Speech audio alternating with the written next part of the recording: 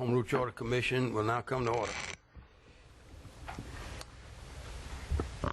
Charles, would you give us the invocation, and Mr. Dawson, would you give us the pledge? Our Heavenly Father, as we come this hour and evening, we ask that you would just lead and guide us, Father God, as we attempt to do the business of the parish. Father God, I ask a blessing on each and every one assembled here, Father, and just give us the strength to do things decent and in order. These blessings we ask in your darling Son, Jesus' name. Amen. Amen. I pledge allegiance to the flag of the United States of America and to the republic for which it stands, one nation, under God, indivisible, with liberty and justice for all.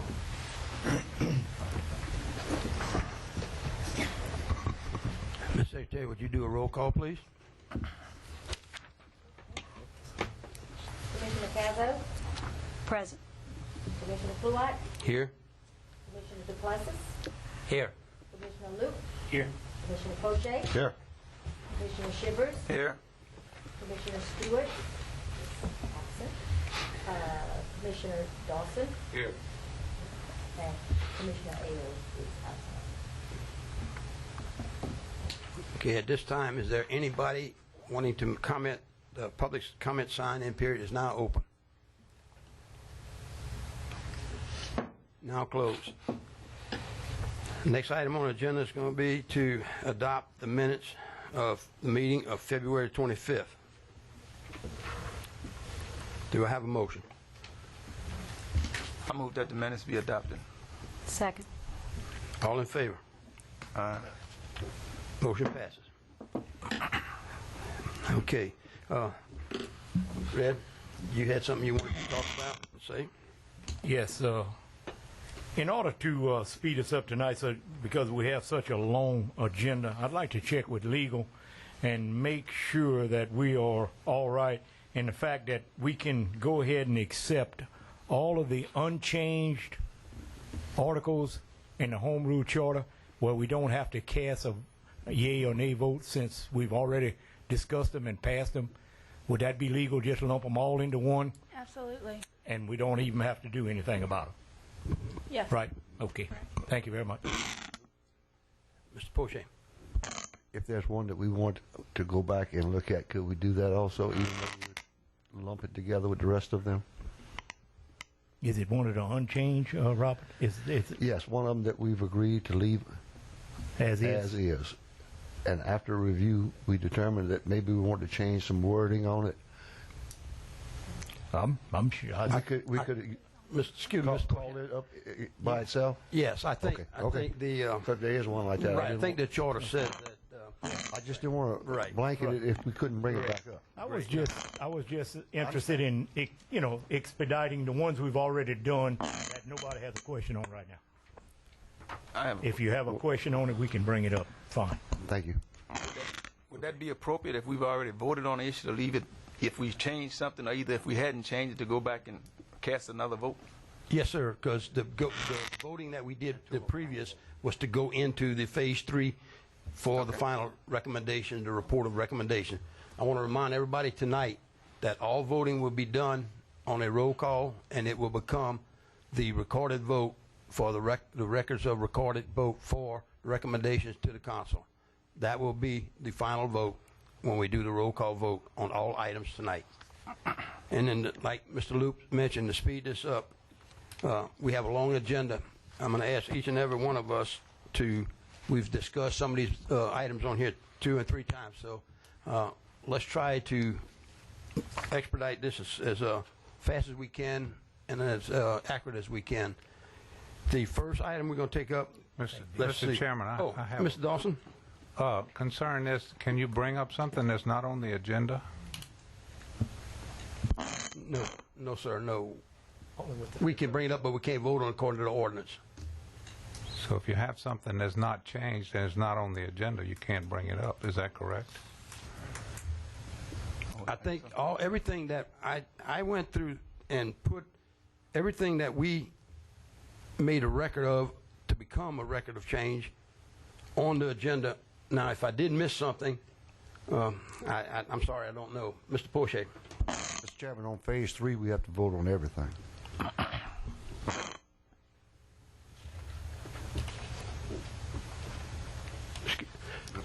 just Yeah. asking the The question. charter's on the agenda. Yes, on phase 3, every item that we discuss up until this time is, we will discuss it, that's on this, and it should be on the agenda. If you look, well, that's what I'm saying. If you look at the ordinance, I think it's pretty specific about something having to be on the agenda. Do you have something on the agenda that was, No, I don't have anything. I'm bringing that up in reference to Mr. Poche.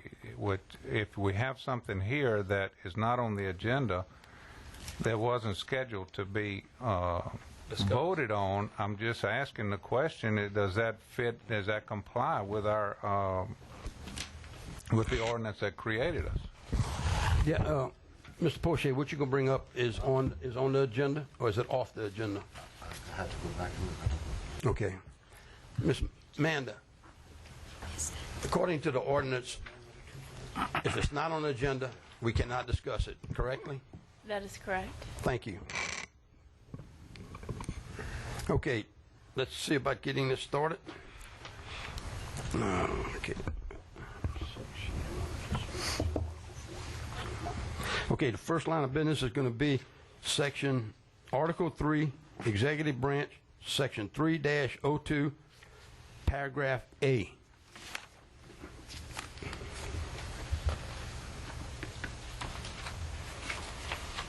Do I have a motion to, Mr. Chairman, I have a Mr.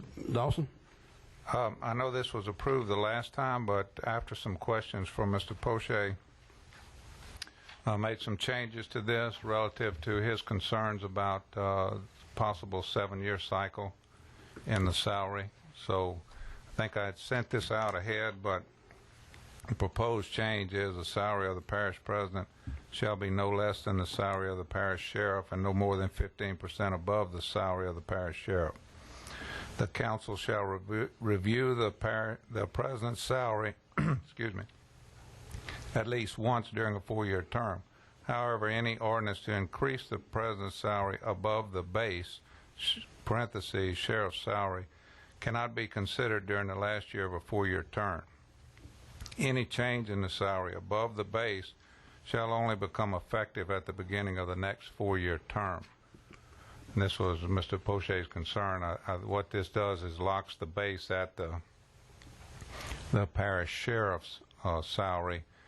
But if it wanted to be increased above 15% above that, that would only be effective in the next 4-year term. I have a question, Mr. Dawson. Okay. We set out to separate the two entities, being the governing authority and administration. And we made a motion previously that we tied this, the parish president's salary to the sheriff's salary. But then this particular motion that you're offering is giving the parish governing authority, we're putting it back in. No, sir. He's taking No, sir. That's not what he a said. percentage. No, sir. Okay. His base salary will be that of the sheriff, period. Cut, dry, Right. finish. If the council elects to go above that 15% that we agreed to allow them to go to, then the guidelines come in. I understand that, but are we still, in other words, the previous motion that we made the first time, we didn't have that provision in it. I know. Are we putting back the governing authority into this Well, particular? now the previous one that was adopted had this in here. Right, I understand, but I mean, are we putting the governing authority back into this particular section? They can raise his salary of 15% above this base, Right. By ordinance. Now, So now we You know, if you wanna got it back discuss that. together now.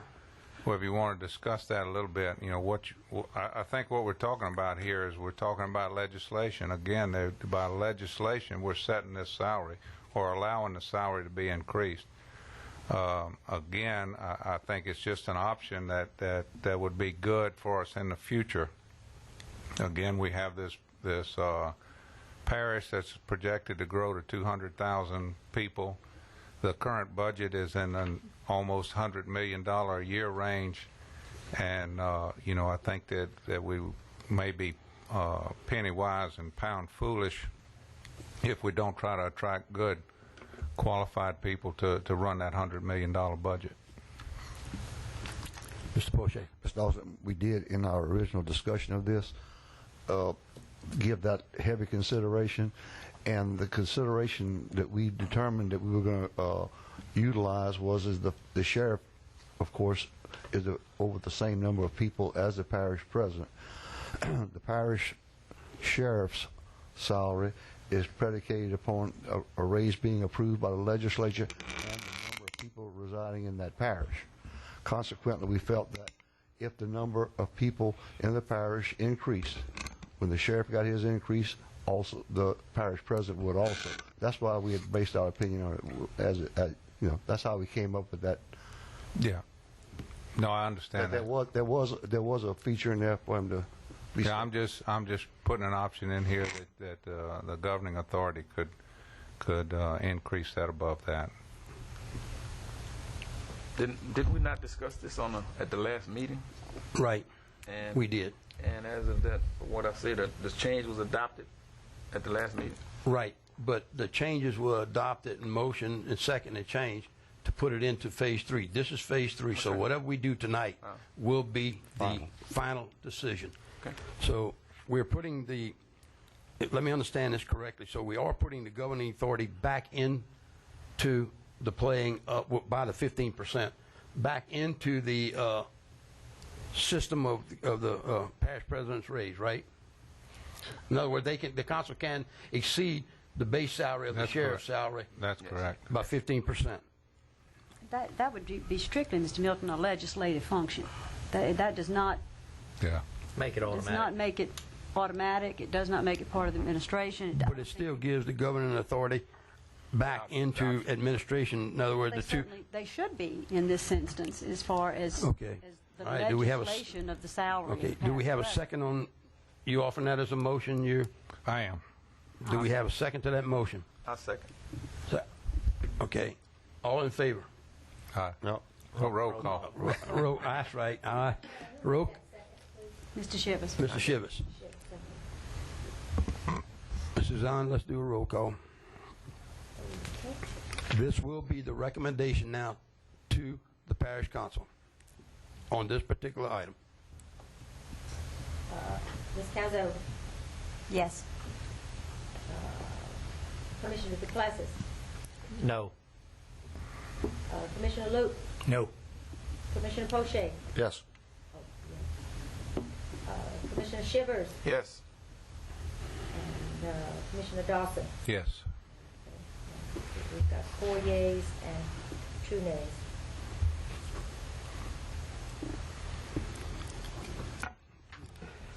We'll move now to item section 3-03, paragraph F. Paragraph what? Paragraph F.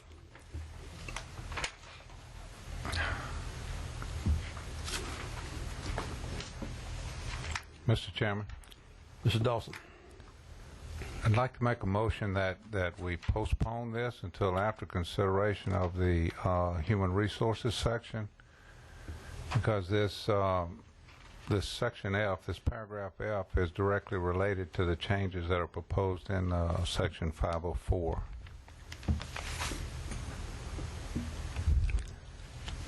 All the commissioners in favor?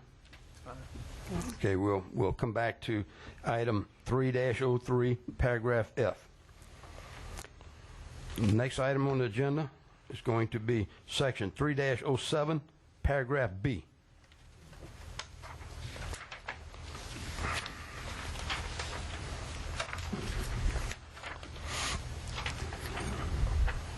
I had a slight change to this one of what's currently adopted, and I would move that the wording be, the appointee shall be ineligible to be a candidate in the election to fill the vacancy that she filled.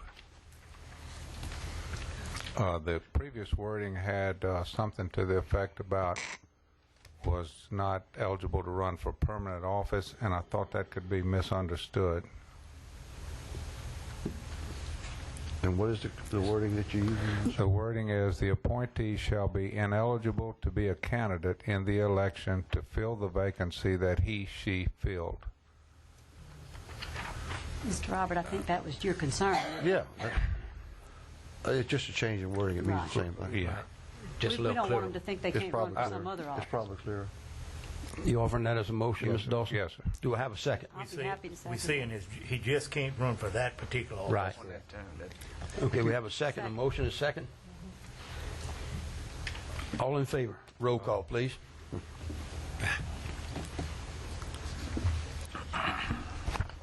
Patiently, we're gonna do it in roll call. Hold on just a second.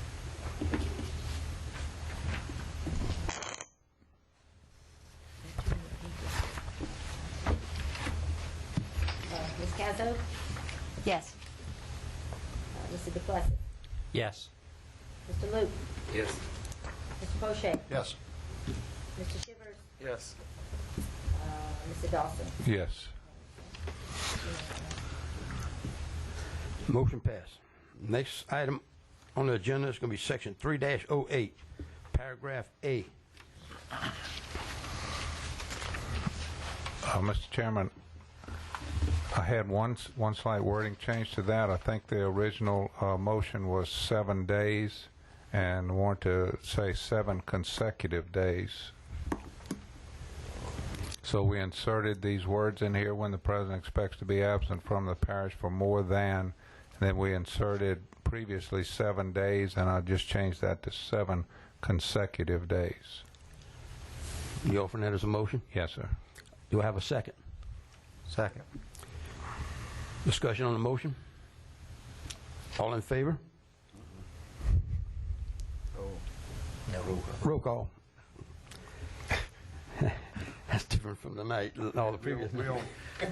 Yeah, right, yes, 8A. This is section 8. Okay. 308A, Paragraph A. paragraph A. Ms. Cazzo? Yes. Mr. Duplessis? Yes. Mr. Luke? Yes. Mr. Poche? Yes. Mr. Shivers? Yes. Mr. Dawson? Yes. The next item will be paragraph B.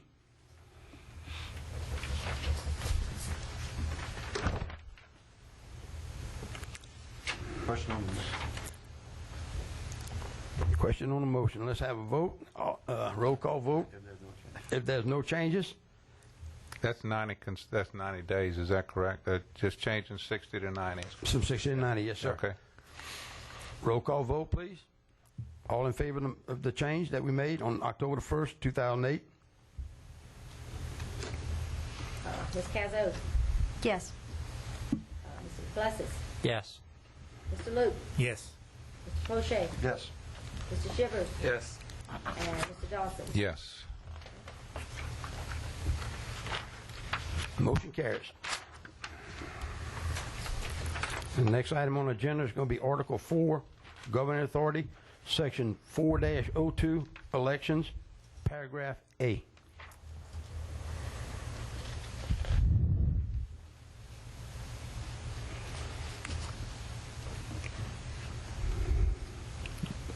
We changed it. This was to change the residency, is that correct? Yes, sir. This was done.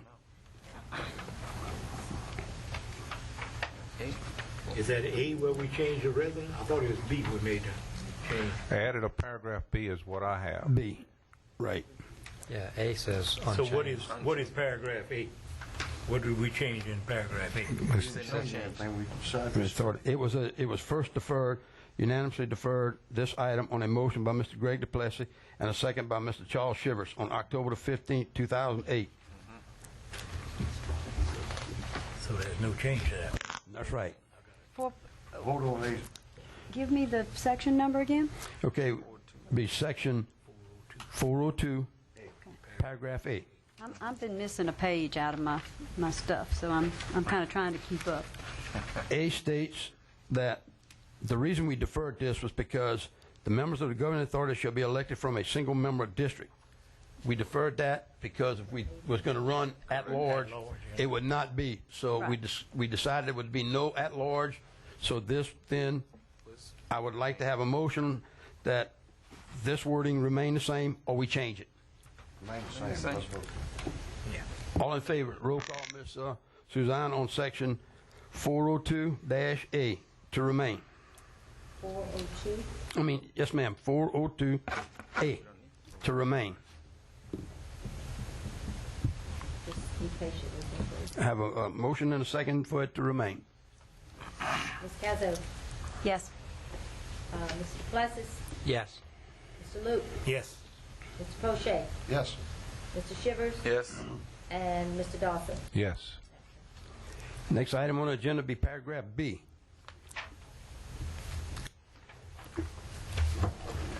That's 402B.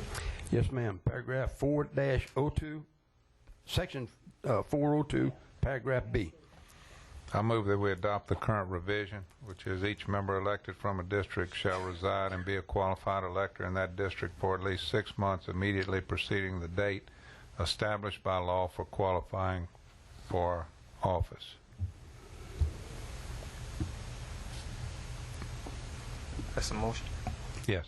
Yes. I second. I have a motion and a second. Say your change again, Mr. Dawson. Each member elected from a district shall reside and be a qualified elector in that district for at least 6 months immediately preceding the date established by law for qualifying for office. We have a motion and a second. We have a roll call vote. Ms. Cazzo? Yes. Mr. Duplessis? Yes. Mr. Luke? Yes. Poche? Yes. Mr. Shivers? Yes. And Mr. Dawson? Yes.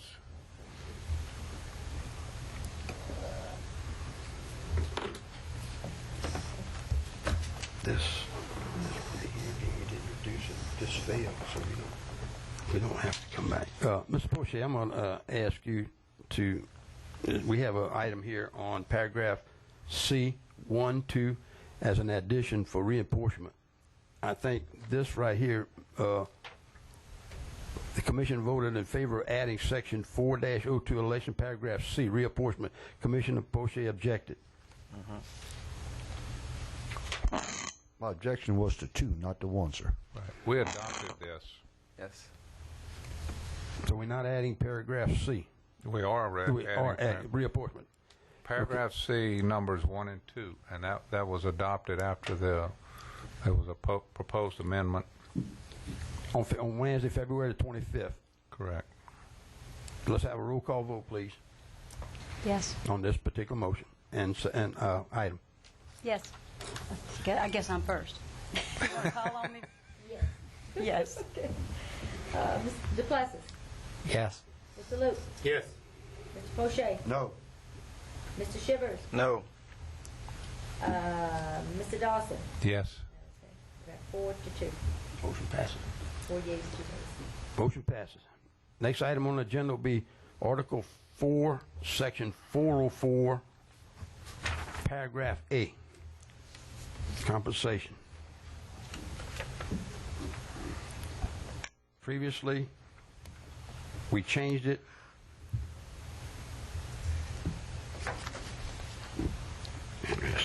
It was sent to a subcommittee on October the 15th, 2008, and we changed it wording on Wednesday, February the 25th.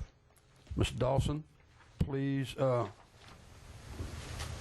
Commissioner Duplessis offer the motion. Mr. Duplessis, would you state your motion, please, that you offered the change on Wednesday, February the 25th?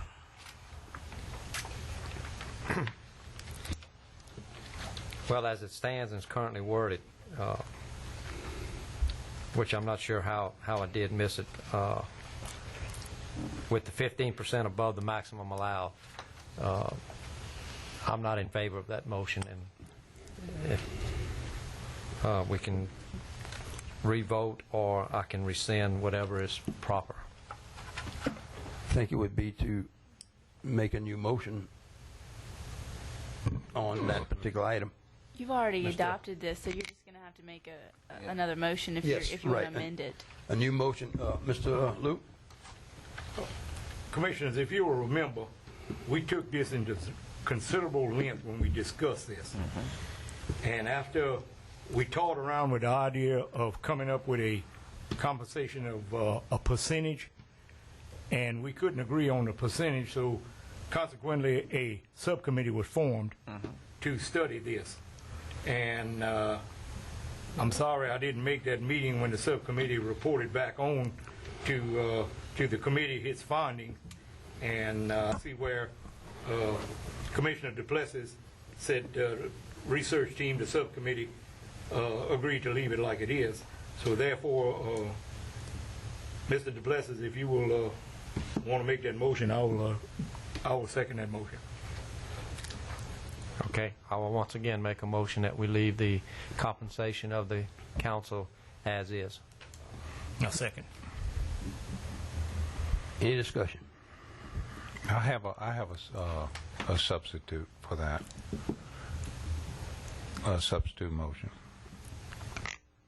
And I'd like to keep this same thought of setting their salary at what's maximum allowed for the police jury, and I'll take the 15% out, and what the wording would be: the salary of the council shall be the maximum allowed for police jurors by state law. That's basically. That's your substitute motion? Yes, sir. Do I have a second on the motion, on the substitute motion? Second.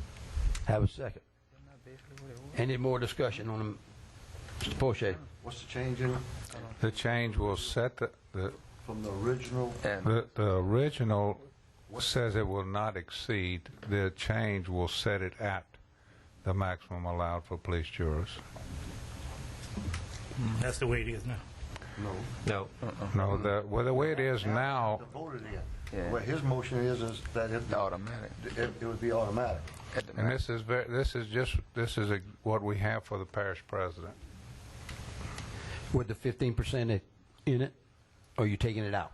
Well, I took the 15% out at Mr. Duplessis' request, and I think that we have the parish president. We have a base salary set for him that's with the sheriff. I think it's only fair that we set a base salary for the council.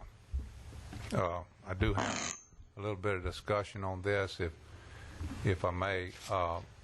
Yes, sir. As I was talking to Commissioner Duplessis, I think we need to keep in consideration here that the lower you make this salary, the more people you're going to exclude from being candidates. That may sound counterintuitive, but if you don't pay people enough money to make up for what they can earn in working overtime or working in as extra in their job, then some portion of our population can't afford to be a candidate. I think setting this salary at what's equal to what's allowed for the police jurors in the state, I don't think that's unreasonable, and I think it will help to get us good candidates. Okay, you made a motion, substitute motion, Mr. Poche? Well, there was a second to his motion, right? Yes, yes, sir. In the discussion. Yes, sir. Go ahead. We discussed the Currently, motion. there's nothing currently that would prevent them from going to the maximum amount right now. The only difference in what you're suggesting would be that currently, if they raise their salary, they have to do so publicly at a meeting and by ordinance raise their salary. I kind of like that idea. I understand what you're trying to do, but I think that there was a explicit reason for that, because all the parishes around the state, they don't all make the maximum. They voted in as they go, and I think that's a good program. It's my personal opinion on that. But Right. There's nothing right now to prevent them from doing that. I would like to comment. Ms. Terry? I think that they should make at least what the police jurors by state law are allowed to make. I believe I agree with Mr. Dawson. Good candidates deserve to be compensated, and in this political climate, it is very, very difficult to vote yourself a raise, even if it's justified. And so I would certainly agree with this, and I'm even comfortable going way back to the making it consistent with the parish president and allowing them to give themselves a raise 15% above what is required by law. But I understand the arguments on the other side of that. So I certainly think that we need to consider that the minimum they should make is what is required by law. Any more discussion on the motion, substitute motion? The only thing I would add, just for everyone to think about, because it's a good argument on both sides, keep into consideration, by most reports, Ascension Parish is right at the top as far as fastest growing parishes in the state. Our tax revenues continue to at least meet expectations and keep this parish financially sound and strong. But that may not always be the case, and so if you lock it in automatic, there could, at some point in time, maybe not now, that they would, by his amendment, the raise would happen automatically, where the parish may not be as financially able to afford that at that time. So this gives the council the opportunity to match their salaries with the revenues that are coming into the coffers at that time.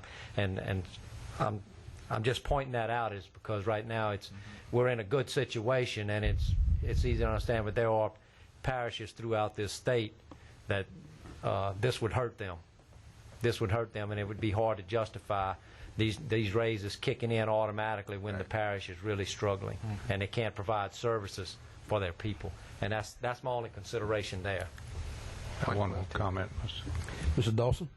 Now, I understand what Commissioner Duplessis is saying. I think we should also keep into consideration here the budget is $100 million, right at $100 million a year for this parish. You know, if we get 0.5%, if they get 0.5% efficiency in that $100 million, that's $500,000 a year. So I think it's more important that we get good people, good qualified people, than, you know, to worry about a few $100s a month. You know, we have to be careful. And I understand his concern, which it's always good to be frugal, but we have to also look at the big picture here, and hopefully we'll get people that are good stewards of our $100 million. Question on substitute motion. I have a question on substitute motion. We'll do a roll call vote, please. I want to understand what we're voting on. Voting on my motion. On Mr. Dawson's motion. Mr. Dawson, would you state your motion again? The salary of the council shall be the maximum allowed for police jurors by state law. Gotcha. Ms. Cazzo, Yes. Commissioner Duplessis, No. Commissioner Luke, No. I'm sorry, No. no. Commissioner Poche, No. Commissioner Shivers, No.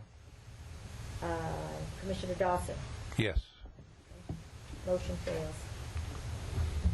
Question on the original motion. I have a question on the original motion, Which is to leave it as which is to leave it as is. it is. Do a roll call vote. Mr. Dunn. Just a second.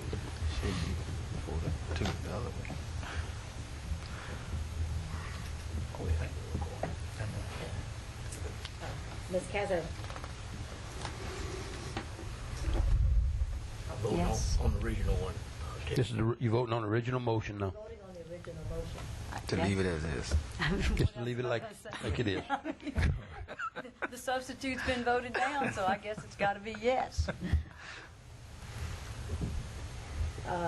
Commissioner Duplessis, Yes.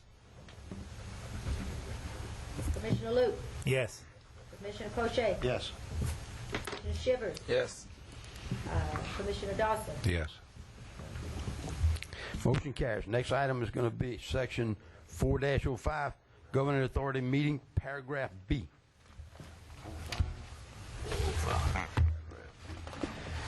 .405, paragraph B.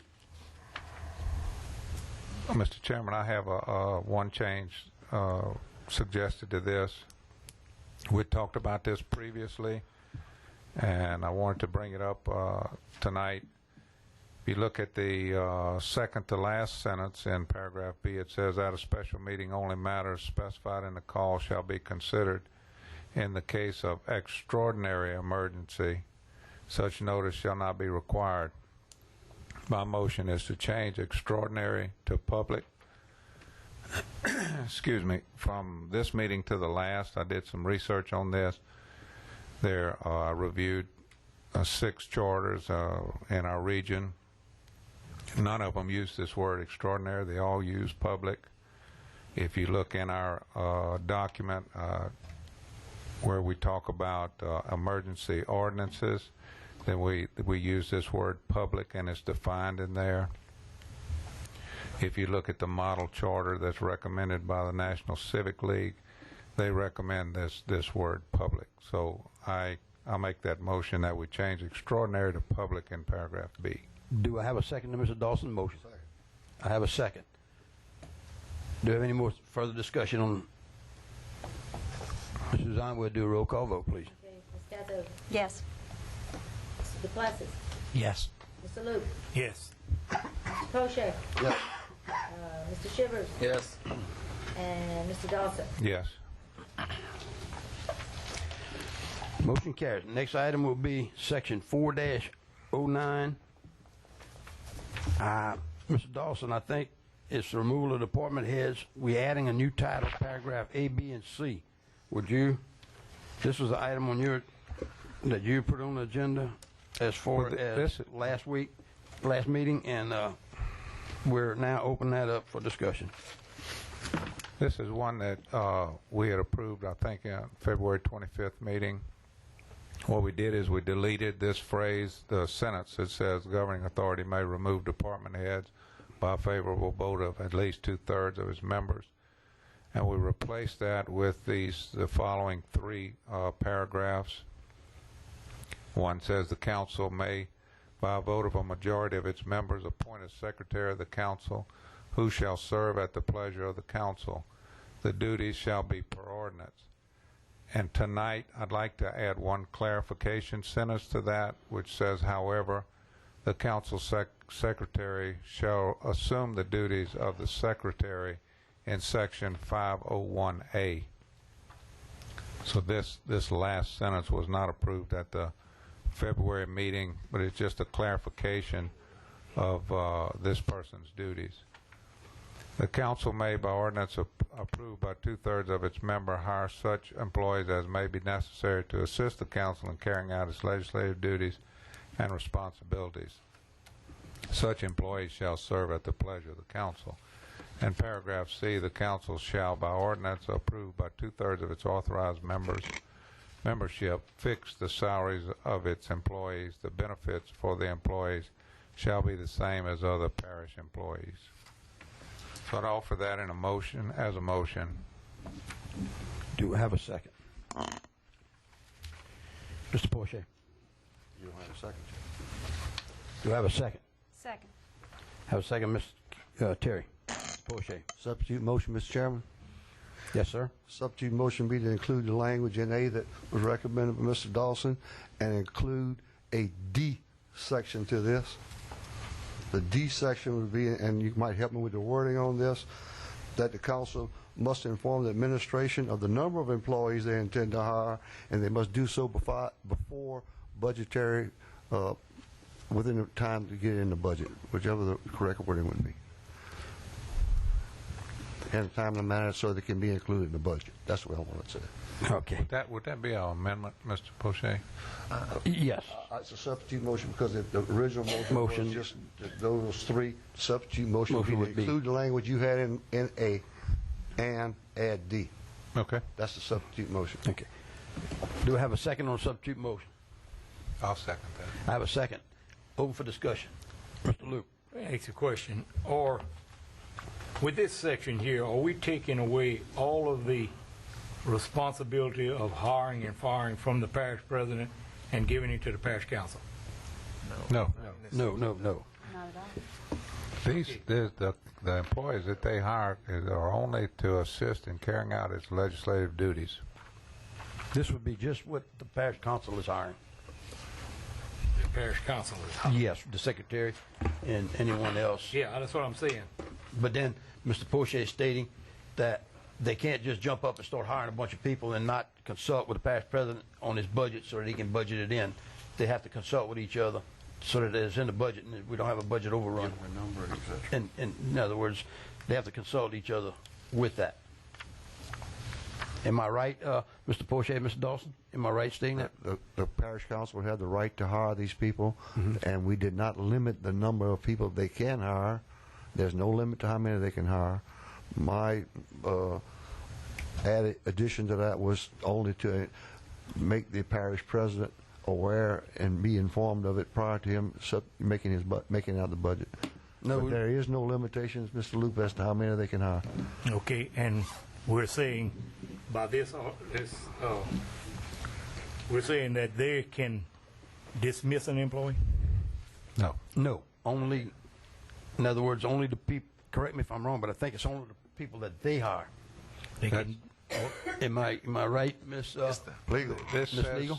such employees shall serve at the pleasure of the council. So Right. In other words, they if they will hire only- someone, they have the right to dismiss them.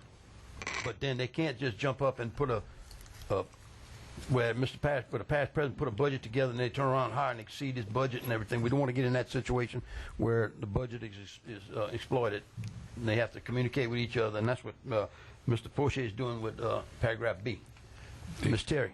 And I would like to remind everyone that as I read this, the council would be able to hire those people with approval by 2/3. So we're not talking about them running out and being able to hire willy-nilly. 2/3 of their group would have to believe that this employee was necessary.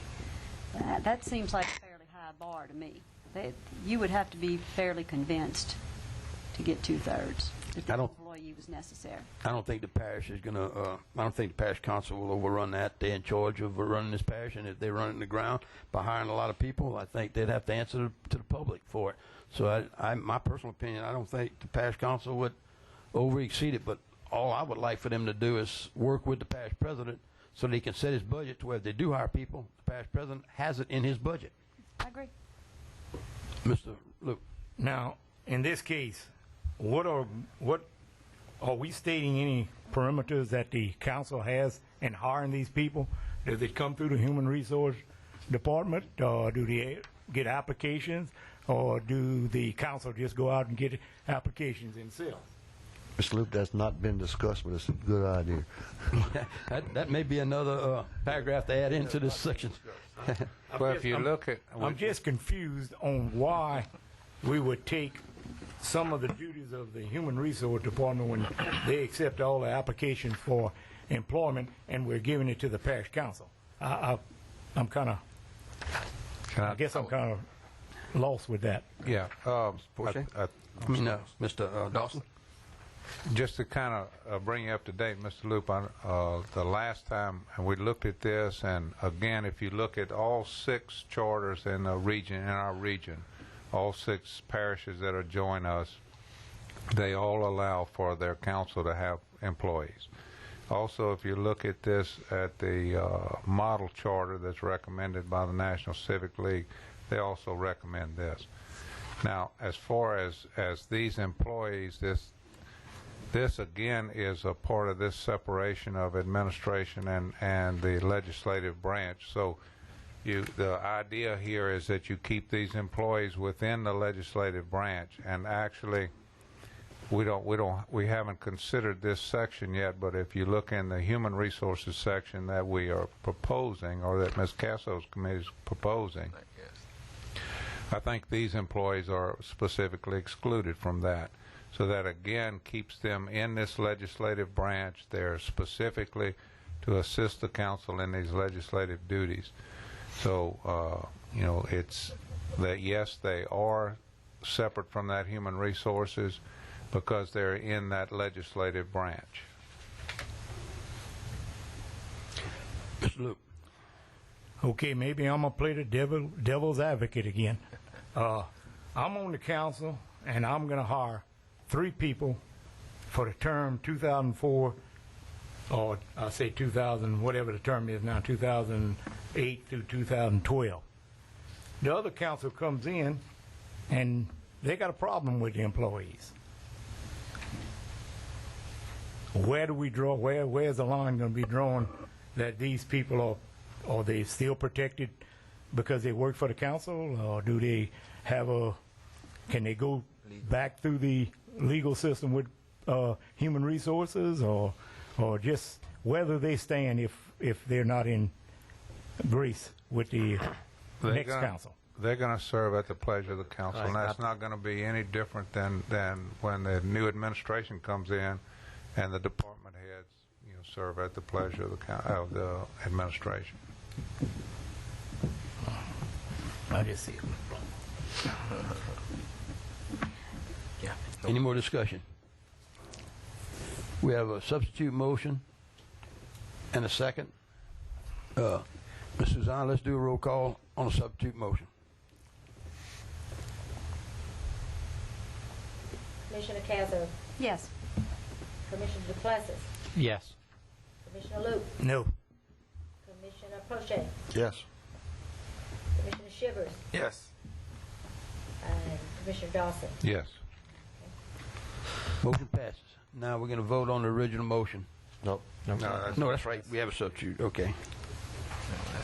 Wait, let's see. Next agenda. Next agenda item will be section 412, paragraph E. I have someone that would like to speak on that particular item. Would you please come forward? Have to read who's going to speak. Ms. Catherine. Yes, good evening. I believe this is the Article 4, Section 412 at E. Yes, ma'am. Paragraph E. Correct. And you were changing the wording that if a board or commission member's term was expired by at least 30 days, then the president shall have the right to reappoint the member or appoint a replacement to the position except as prohibited by law. Correct? correct. Okay. These board members are appointed by the council, not by the parish president. And the council has in place a personnel committee where they take applications for positions, and I believe it would be better to have the council reappoint the board members, if they so wish to do so, not the parish president. If these were the appointments of the parish president, I wouldn't have a problem with this sentence or this wording. But I really believe what you're doing here is you're taking some authority or jurisdiction that the council has over its boards and the members on those boards. And if the council is not careful about the terms when they end, then the parish president can come in and put whoever he wants in there. And I don't think that's right. I think that there are boards that the council appoints the members. The council should reappoint the members. And the administration, if it knows that a member the term is going to be up, should be communicating with the council. You have these boards and members on these boards whose term will expire. You need to reappoint. And they meet once a month, generally. So it wouldn't be a problem to reappoint for the council. So I really think that you're stepping on the toes of the council here. You're giving the parish president jurisdiction where he doesn't belong. And I would rather have a board of 4 or 5 people and then go to the council of 11 members appointing a member than one person deciding who's going to sit on a board. Thank you. Thank you, Ms. Catherine. Mr. Poche. Just a comment on the statements we just heard. I want to remind everyone that says that if a board or commission member's term has expired by at least 30 days, meaning that the parish council has for sure one meeting and possibly 2 meetings to replace that member within that 30-day period. Failing to do so, then the parish president kicks in where he would be allowed to appoint someone. But it's still the parish governing authority's right to do so as it stands. Any more discussion? Do I have a motion? I move that we accept the revision as previously adopted. Do we need to read that, or is that everybody clear on it? Would you? That would be the wording of Wednesday, February the 25th. That's correct. 2009. Yes, That's sir. correct. Everybody should have that in front of them. Okay. Do I have a second on that motion? I second. Got a second. Any more further discussion? Roll call vote, please, Ms. Suzanne. Commissioner Cazzo, Yes. Commissioner DePlessis, Yes. Commissioner Luke, Yes. Commissioner Poche, Yes. Commissioner Shivers, Yes. Commissioner Dawson. Yes. Motion passing. Next agenda item will be section 412, paragraph G.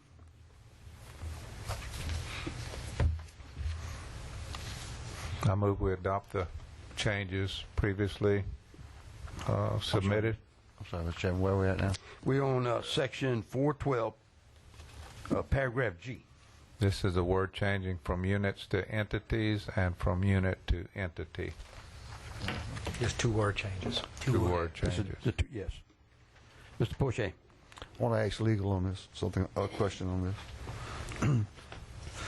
Wouldn't that be the correct terminology instead of the way we have it worded to use by intergovernmental agreement?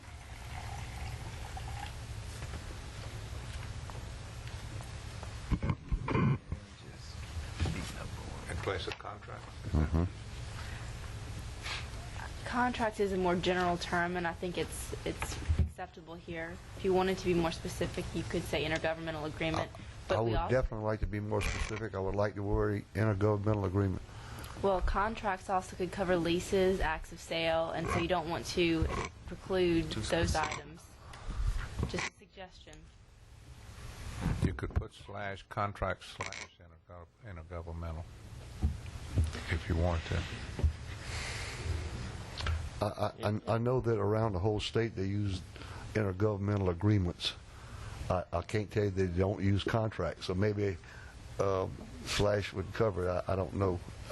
I hadn't given that thought as what legal advised us, but Yeah, that's- I just know there's the general term used around the state as intergovernmental agreement. Cooperative endeavor agreements. I mean, there are several terms. I think I understand that you feel need to be specific, but I do think you should keep contracts in the charter. If you wanted to add contracts or intergovernmental agreements and other contracts, maybe. I like that wording better. Would you offer this as a motion, Mr. Robert? I do. Okay, so do I have a second? A second. Got a second. Any more discussions on the motion? Let's do a roll. Is this going to be to change the entities also? Is that correct, Mr. Poche? That's correct. Yes. Okay. Yes. Ms. Suzanne, let's do a roll call on that. Commissioner Cazzo, Yes. Commissioner DePlessis, Yes. Luke, Yes. Poche, Yes. Shivers, Yes. and Mr. Dawson. Yes. Motion passed. Next item on the agenda will be 412-J. I have Ms. Catherine would like to speak on that item. Would you please come forward, ma'am? Thank you. I'm doing a good job, Ms. Catherine, tonight. I haven't Yes, forgot sir. you yet. Yes, I haven't sir. forgot you And yet. you did an excellent job organizing your. I got it 3 times, yes, so I'm hoping I don't forget you. Thank you. This section is presently in Article 4, which is the duties and powers of the council. And it allows budgetary, fiscal, and other controls over special boards, commissions, agencies, districts, or any device having governmental functions which it or its predecessor has created to ensure the maximum possible coordination of government at the local level in Ascension Parish, except as otherwise provided by state law. You are recommending to move this power and duty now under the parish council under Article 5, administration, under the treasurer's duties.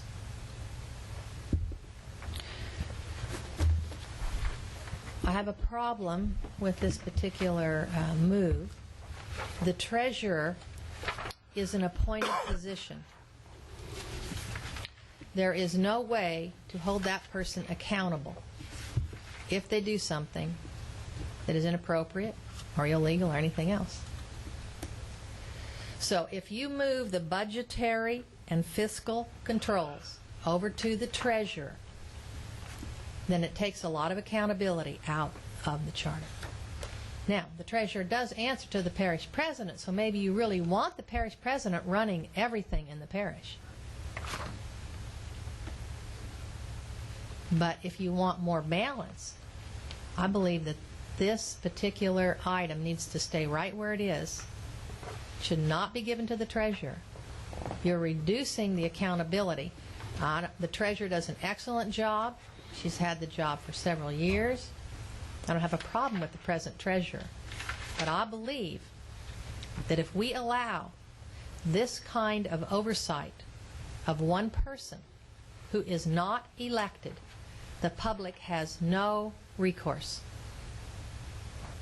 If a policy is made, there is no recourse we have to change it. Thank you.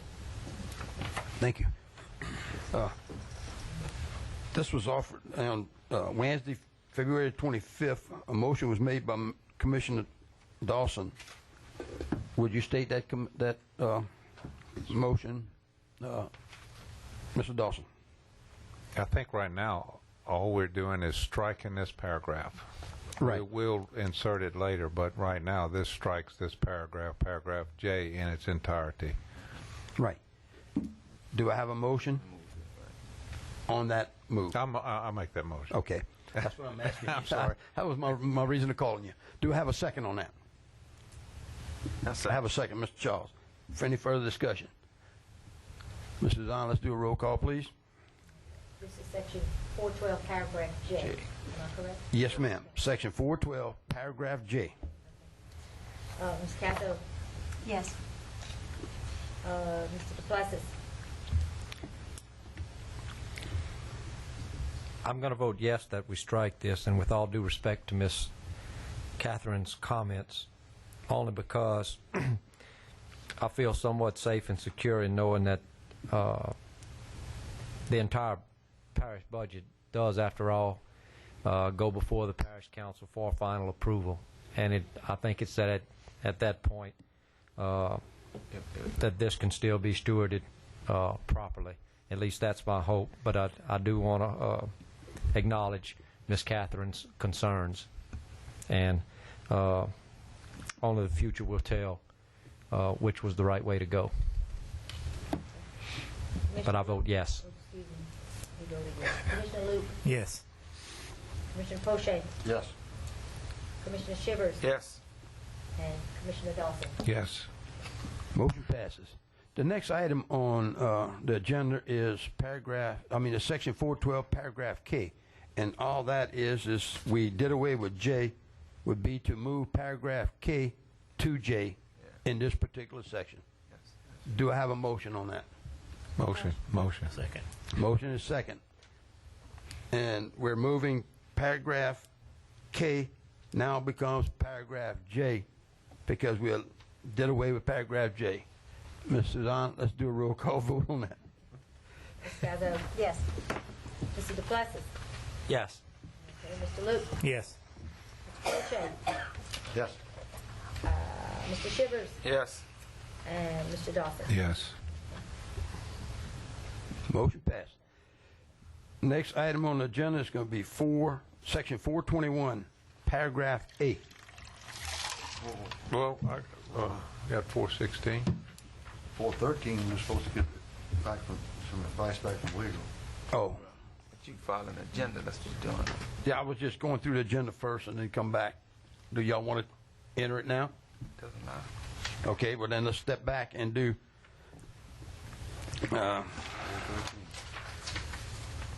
413.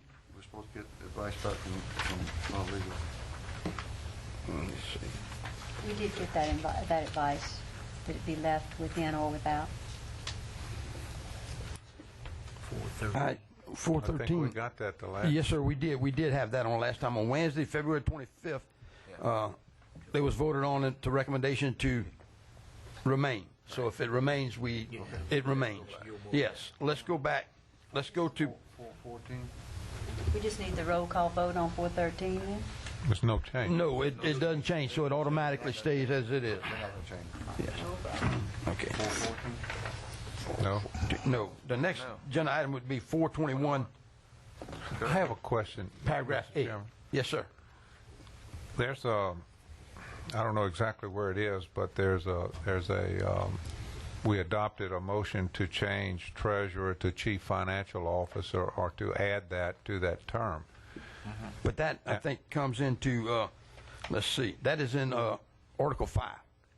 I understand that, but, you know, what you have is you have that, will that change everything in this document? For example, in 416, you have treasurer. You know, is that, will that cover everything in the document, or do you have to change each one individually? Ms. Amanda? I'm sure you could vote to define every reference to treasurer and replace with In treasurer. Article. So we can do that later. Yes, an Okay. article. When we take up section 501. Okay, we're going back to, I'm going to try to get this one again, section 421, paragraph 8. I guess I had this is the same language that we had for the parish president. The appointee shall be ineligible to be a candidate in any election to fill the vacancy in the seat that she filled. That's a motion to add that as the last sentence, paragraph A. Do I have a second? Yes, indeed. Mr. Luke? I seem to have a problem with this one. If we are going to let the council select a qualified person to serve on an unexpired term, I don't think we should penalize that certain individual from accepting a duty to perform a service for the government and not be able to run for that office. I know there was some discussion on that this would give him an undue advantage. But if he does a good job in the capacity, why wouldn't you want him to be able to run it and continue his job or her job, whomever it may be? And I just would like to, maybe y'all spoke of this on the 25th, and I didn't attend that meeting. Maybe I can get some enlightenment on why we're not going to let this particular individual run for this office. Mr. Poche? Mr. Loop, I believe you answered your own question, because we felt that it would give them an undue advantage on any candidates that would like to run for that particular office.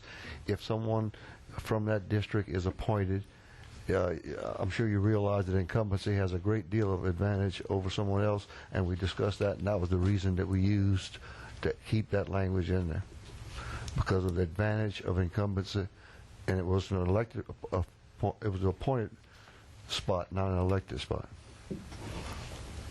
That was our reason. Mr. Luke? Is this a change?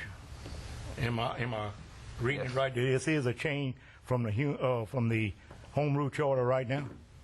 Yes. This would And be. if right now, if the council would happen to have a vacancy and it be more than a year, or I mean less than a year, excuse me. Less than a year.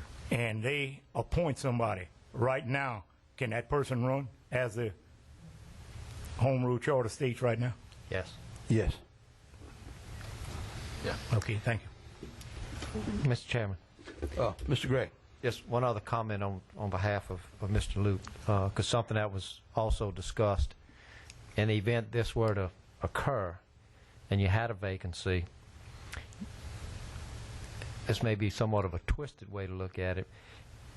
If that person is truly interested in that position, rather than politic to get the appointment, he sit back and wait for the election, and then he runs, and he's not running against any incumbent. So it's a level playing field, and he still has the opportunity to serve the parish, but like everybody else, he's going to have to work for it, he's going to have to campaign for it, and he's going to have to earn that spot. So you're not totally denying this person an opportunity to serve if that's his focus.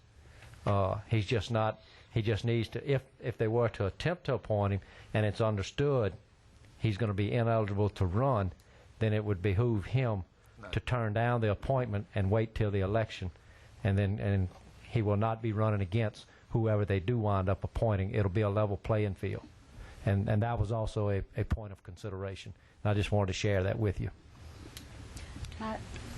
Ms. Terry? My thoughts on this, Mr. Loop, is if we're going to do it for the parish president, then we should do it for the council for the sake of consistency. Ms. Amanda, I see in my notes here on Wednesday, February the 25th, I have a note saying the general consensus of the commission that legal research this particular item. I would like to be enlightened on what did you come up with, if there's anything that you needed to come up with that would keep this what we're trying to do, legal or non-legal. No, both. Everything offered in the discussion from my research indicated that it was all legal. It's really just your decision. Once it's in the charter, then they'll have to deal with it. Okay. Thank you, ma'am. Okay, we go back to... Could I add one thing, Mr. Chairman? Mr. Dawson? I have to look up my my notes, but this is not something that's unique to our parish. This is in the wording of other charters. I don't have I'll have to look back at my notes, but there's at least 2 or 3 of the neighboring parishes that have this same language in it. Question on the motion, Mr. Chairman. Oh, okay. I don't think we have a motion on the floor for a section that we I have a motion to add this last sentence to paragraph A, and I don't remember who seconded it. I have some notes with reference if y'all want to, if Mr. Red wants to know. Jefferson, Iberville, LaFouche, all have the same language. I second the motion. You second the motion? Yes. Okay. Question. Mr. Bill, would you restate your motion? The appointee shall be ineligible to be a candidate in any election to fill the vacancy in the seat that he/she filled. And I have a second with Ms. Charles. Right. Any further discussion on the motion? Ms. Suzanne, let's do a roll call. Ms. Casso? Yes. Mr. DePlessis? Yes. Mr. Luke? No. Mr. Poche? Yes. Mr. Shivers? Yes. And Mr. Dawson? Yes. Motion passes. Motion passes. Next item will be section 4-21, paragraph C.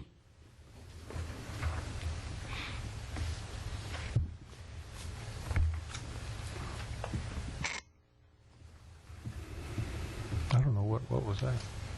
We had deferred this to legal.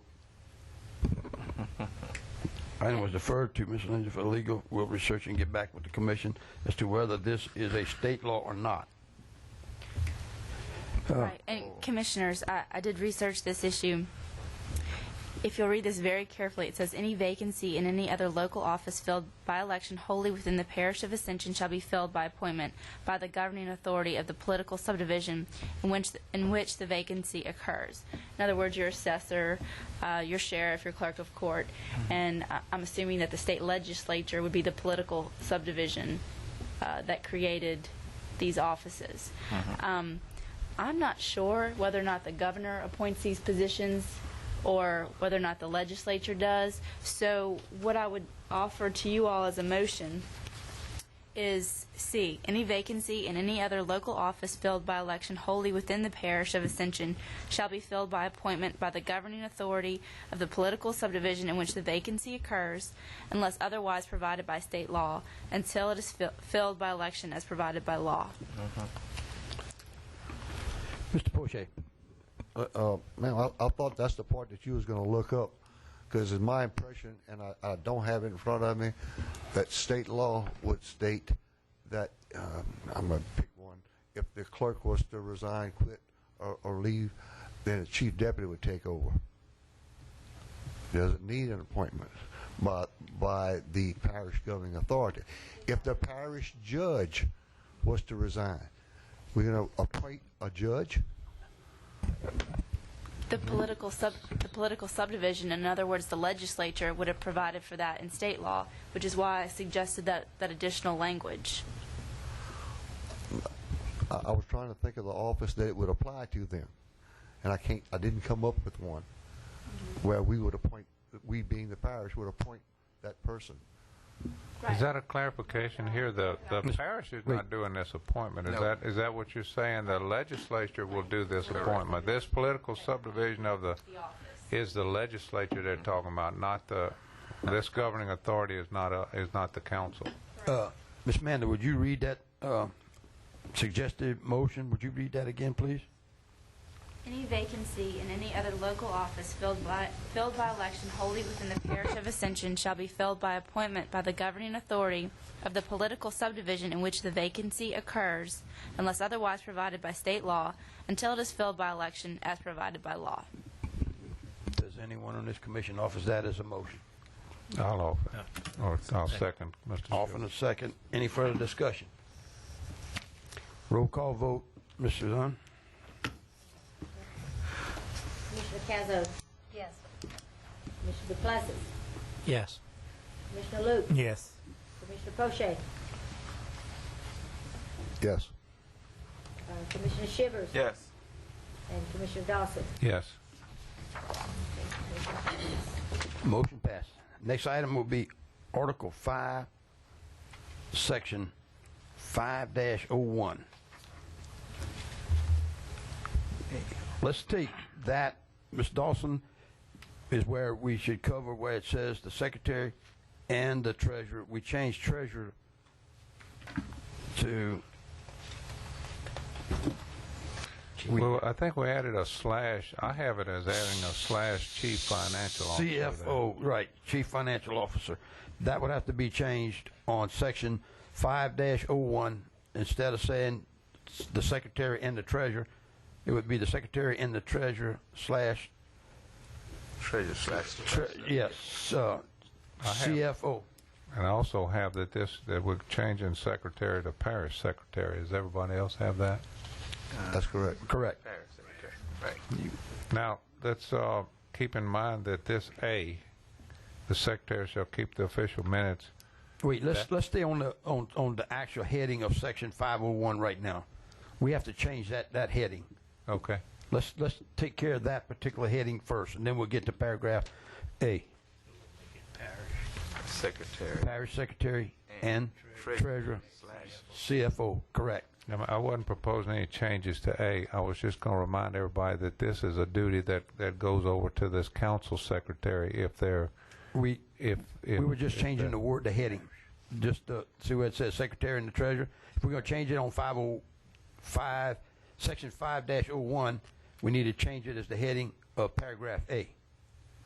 That's all we're doing there, because it remains unchanged on November the 5th, 2008. But we need to go back and do the subheading of paragraph A. Would I not be correct? Paragraph A, I'm recommending to leave. I'm just saying this says parish secretary. We're going to change this up in the introduction, but secretary in A would just stay as secretary because that duty moves to the council secretary if then they the hire treasurer a secretary. would not you consider the treasurer? You see that all of those would change to CFO. CFO correctly. Okay. Okay. Throughout the charter. Throughout the charter. Okay, that would take care of section. Then That's the one let's make a motion. Do we have a motion to change those wordings in section 5-01, paragraph A and paragraph B, and anywhere else in the charter? No, wait. Wait. Where it's It's not paragraph A doesn't change. Not A. Okay, It's not so paragraph A, the Mr. Milton. Wait, title changes to the parish secretary and the treasurer / chief financial officer. Then the introduction changes to parish secretary and treasurer / chief financial officer, and then B changes to chief financial Okay, well, officer. I but misunderstood. A doesn't change because that's the council. Okay, I misunderstood. I'm sorry. I misunderstood that. Okay, then let's. So I would make a motion. First, I'd make a motion that we change treasurer to chief financial / chief financial officer throughout the charter. That's what I wanted. Thank you. That's B. That's on B. Throughout the charter. throughout the charter. On B right now. What's in the title of 501? It's in the title is where it begins. Yes. Just everywhere in the charter. Right. But that covered, you covered everywhere in the charter. Yeah. That was covered. Yes. Okay, I agree. Yes. You have a motion to that effect? Yes, sir. Second. Roll call, Ms. Suzanne. Commissioner Cazzo? Yes. Commissioner Duplessis? Yes. Commissioner Luke? Throughout the charter. Yes. Commissioner Poche? Yes. Next. Commissioner Shivers? Yes. And Commissioner Dawson? Yes. Okay, now I'd like to offer this as the motion to change in the title secretary to parish secretary, and to change in the introduction paragraph secretary to parish secretary. For right now, that's the only changes I will Of A and B. propose to secretary, okay? That's right. Do I have a motion to that effect? Yes. Okay, do I have a second? Second. Roll call vote, Ms. Suzanne. Okay. Commissioner Cazzo? Yes. Commissioner Duplessis? Yes. Commissioner Luke? Yes. Commissioner Poche? Yes. Commissioner Shivers? Yes. And Commissioner Dawson? Yes. Motion passed. Next item on the agenda will be section 5-01, item number 9. We've got to do something with that. This is moving the 412E, I think. Yeah, that J. Exactly. 412J, I'm sorry. Right. And what we did is instead of saying provide along with the parish president, because we moved it under the administrative branch, it's just provide budgetary, fiscal, and other controls over special board. The rest of that stays the same. So I move that we add paragraph 9 per previously adopted. Adopted November the 5th. Second. Second. Anybody objections? Roll call, Ms. Suzanne. Commissioner Cazzo? Yes. Commissioner Duplessis? Yes. Commissioner Luke? Yes. Commissioner Poche? Yes. Commissioner Shivers? Yes. And Commissioner Dawson? Yes. Motion passes. Next item. It's D. D7. D7. Okay, that's the changing of the wording again. It should be on. Yeah. Parish secretary and treasurer. It should be on the remaining. Is that what you're saying? Yeah. Maybe the same. It remains unchanged. Okay. That's good. Right. Ms. Poche remains unchanged. Thank you. Right. Okay, the next item on the agenda will be paragraph, still, section 5-01, paragraph D, 7E. Well, there's no 7E. I don't know. That must be a typo. But paragraph D, I have a suggested change to that, and that would be to replace secretary with parish secretary. And we should be covered with treasurer, chief financial officer in the previous motion. So the motion is to, in paragraph D, change secretary to parish secretary. Second. I have a motion and a second. Any discussion on the motion? It's word changing only. Mrs. Zahn, would you do a roll call, please? Yes, sir. Commissioner Cazzo? Yes. Commissioner Duplessis? Yes. Commissioner Luke? Yes. Commissioner Poche? Yes. Commissioner Shivers? Yes. Commissioner Dawson? Yes. Motion passes. Can I ask a question? Commissioner Luke. After I'm reading this, Which one? the secretary, parish secretary, and the treasurer, CFO may be the same person if so designated by the parish, by the president, subject to ratification, a majority of the members of the governing authority. Now we've said that the governing authority can hire the parish secretary. No. Well, what we've said is that the council may have a council secretary, but you're going to still have a parish secretary that's going to report to the administration. Administration. So you can have two of them, one reporting to the council, one reporting to the parish president. Yeah, okay, I'll follow. Okay. The next item on the agenda is going to be section 5-03, paragraph B. Why did we pass this? We didn't pass it, we just ruled on it. Item 9. See, we did that, they accepted it. This is, you just voted on that. That was passed. I move that we accept the previous language. Paragraph B, the change is to delete the current language and replace it with the full-time parish attorney shall be a licensed attorney in the state of Louisiana who has practiced law for at least 5 years immediately preceding his/her appointment with no residency restrictions. Second. Have a second. Any discussion on motion, Mr. Poche? Only discussion would be to point out that this will be the only position in the parish that you don't have to be a resident. Okay. Okay. Any further discussion? Mrs. Zahn, would you do a roll call, please? Commissioner Cazzo, Yes. Commissioner DePlessis, Yes. Commissioner Luke, Yes. Commissioner Poche, No. Commissioner Shivers, Yes. Commissioner Dawson. Yes. Motion passes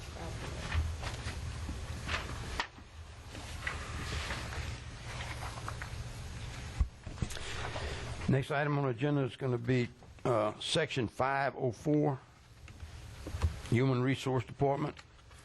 I think we had a committee to research that and come back to the commission. Would Ms. Terry, Yes, sir. would you take the floor with that report? Yes, sir. In researching the proper language for the Human Resources Department section, the committee used a lot of valuable resources, the least among them the Bureau of Governmental Research, the U.S. National Civic League, council persons, administrators, employees from both this and other parishes. And we concluded that there are some changes in the way that we do business that need to be done. Some of the facts and projections that affected our decisions are as follows. We currently have 363 parish employees with a population of 90,000, approximately. It is projected by 2010 that we will have a population of 200,000, which could result in excess of 500 parish employees. That, gentlemen, is not a small business. That's a big business. And our current budget of $94 million already exceeds what would be considered a small business. All of these facts and projections dictate that we have a highly skilled staff of professional human resources personnel who implement quality standards that meet the federal and state requirements of personnel systems. As a result of this, I move that the language you have in front of you in writing, which is rather extensive to read, but I'll be happy to go through it with you and answer any questions you might have. And then I suppose it has to be read into the record. Lindsay will have to advise us on that. But it basically strikes the entire section 5.04 and creates a new section 5.04 that is based on those resources previously mentioned. I'm going to intervene right now. Miss Catherine, being that they're wanting to do the whole section at one time, I notice you want to speak on a certain item, so I'm going to ask you to come forward and interject your thoughts and stuff that you want to inject into this particular item, and then we'll carry forth. I didn't have an opportunity to see what's being proposed, so it's difficult for me to make pertinent comment. But I will say that I appreciate your investigation, and I look forward to reading what you said. My biggest concern, and I think for others, is that right now we don't have a civil service in our parish. So if there is a employee that's fired, we want to make sure that due process is done. So there's no legal repercussion that'll come back later on the parish. And so I'm trusting that your recommendations are taking into consideration the employees, first of all, and the stability that they need to do their job well. And since I didn't get a chance to look at the comments, I don't really know what more to say because I don't know what you're recommending. But thank you for listening. Ms. Goppel, I appreciate your concerns, and I think that you'll be satisfied.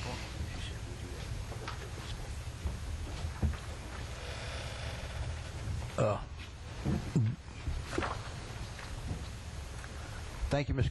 Catherine. Do I have any further discussion on this particular item? Mr. Bill? Is that a motion? No, I don't think she offered it. Did you offer it as a motion yet? I offer that the motion be that all the language you have in front of you be adopted, with the exception of the double D, which is we had a page that I inserted incorrectly and had to have a quick copy made of it when we got here, and it changed it. So D is repeated. We would not repeat D in the official document. Correct. Do I have a second to that motion? I'll second. We have a second. I think it might be appropriate that we read. Open for discussion. I mean, we just got this tonight, and I'm reading through some of it, and the part about the personnel board of 5 members hereby created, and I don't know. I guess just because I just got it and just started reading it seemed like to me we should have had a little more time to look this document over myself. They were these changes were sent to each commissioner via email. No, I didn't look at it then. And I appreciate that. I think if you'll just read through it, Mr. Shivers will be happy to give you whatever time you need, even if you want to take some private time to read it. May I comment a little bit on this? Yes. This was an item that I felt like that I had to do a little bit of investigating myself. I spoke with the Human Resource Director, right, Ms. Kinchin, and I had a nice meeting with her, and a very nice lady, and she gave me the impression that what we did on November the 5th would be adequate to take care of the Human Resource Department. She was also instructed to me that the parish does have a human resource graduate on staff at their office, in the Human Resource Department, which I didn't know. And I asked her if they had any serious problems of the way it was being implemented, or the way the Human Resource Department was being run right now, if they had any particular problems and everything, and she gave me no. So, I mean, I just did my research, and I was under an impression that it was really working okay, that we didn't have any serious problems once we took out the 2/3 majority vote of the governing authority be deleted like we did on November the 5th. That's what I found. Mr. Milton, may I comment, please? And I think Mr. Dawson may have a follow-up. I just met myself personally day before yesterday. Yes, ma'am. With the young lady with these changes. She seemed quite pleased with them. She only had one recommendation, which we injected upon her request. And so I think it might be wise here, for the sake of the record, that I just read to you what we recommended. And perhaps even elaborate on why. Please do, Ms. Terry. Mr. Dawson wants to speak before he may have Well, something else. I'm sorry, I just want to make a couple of comments, and yeah, I think you have to take this as a whole, obviously, and if you right now, if we kind of pick and choose it, we're going to have to be very careful. For example, if you remove this capability of the council reinstating any employee, which is, I think, what you were referring to there, then everything falls back in the administration. So the administration, currently, the administration disciplines or dismisses an employee. The appeal process, that employee can go to the review board. The review board is strictly advisory. They make an opinion back to the administration, and then the administration makes the final decision. That being only subject to this 2/3 reinstatement by the council. So, one of the things that we were trying to accomplish here is to put an independent review board in this process. And as Mr. Shivers noticed, it should be independently appointed. The parish president does have one appointee. The council has one appointee. The chamber has a recommendation. I think the Bar Association has a recommendation. And then the employees have a representative on this 5-member board. That board puts itself now, or under this proposal, that board will, if an employee is disciplined or dismissed by the administration, then the appeal goes to that board. And that board will make the final determination about whether that dismissal or discipline is proper. Now, if you look at state civil service, or you look at federal civil service, or you look at any of these adjoining parishes that we researched in this process, all of them not only do not have the governing authority in the process, but they strictly prohibit elected officials from being in this process. So we're trying to, again, provide some separation between administrative and legislative. Additionally, we're trying to provide an independent board that protects these employees from the administration. Now, currently, I realize that probably is not a problem, but we have to look down the road here. That's probably the biggest change here. And now you also have this the proposed rules and regulations. That really doesn't change very much, because the proposed rules and regulations, the personnel director will prepare the rules and then submit those to the president. The president submit them to the council. The council can change them by a 2/3 vote, or they can adopt them by a simple majority.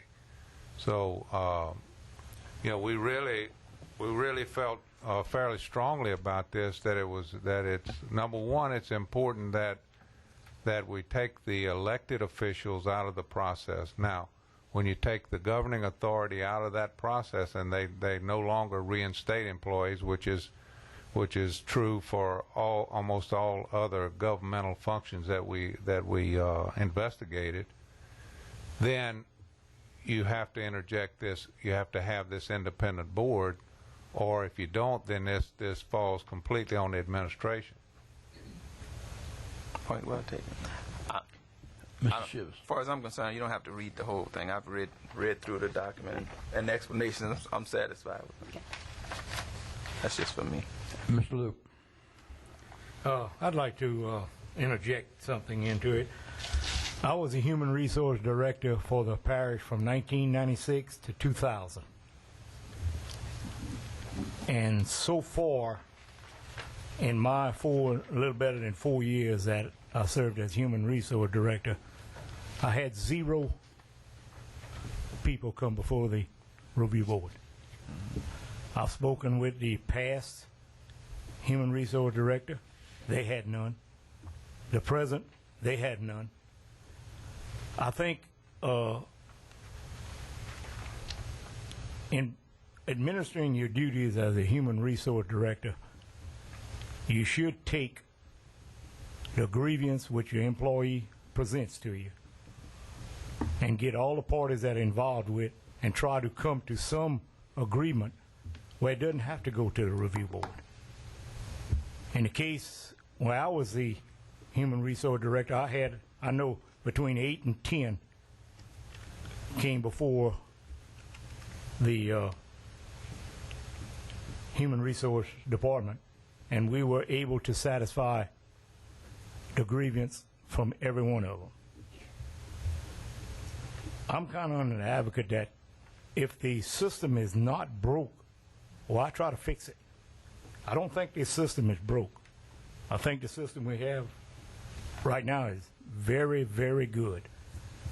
And I don't know, Terry, if you talked to the human resource director after I did, but when I talked to her, she was very satisfied with it. So I'll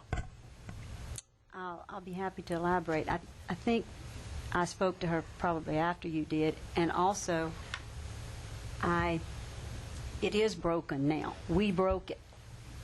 We broke it by taking away the protections of the governing authority being able to review these policies and procedures and hires and fires.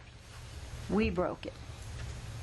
And this effort is to make sure that the employees are protected. We need, and in a perfect world, we would be able to resolve any conflict without going to a review board. But in the future, and sometime in the next 20 years, we're going to have we'll have maybe 500 employees. We may not be so successful in always preventing a trip to a review board. So the major change here is just an independent review board that when the opportunity it presents itself and a person decides they want to appeal their firing, we've not been able to resolve it inside the Human Resources Department, then this review board is not stacked.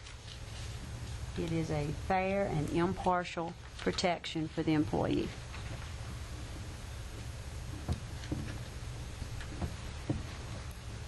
Enough discussion.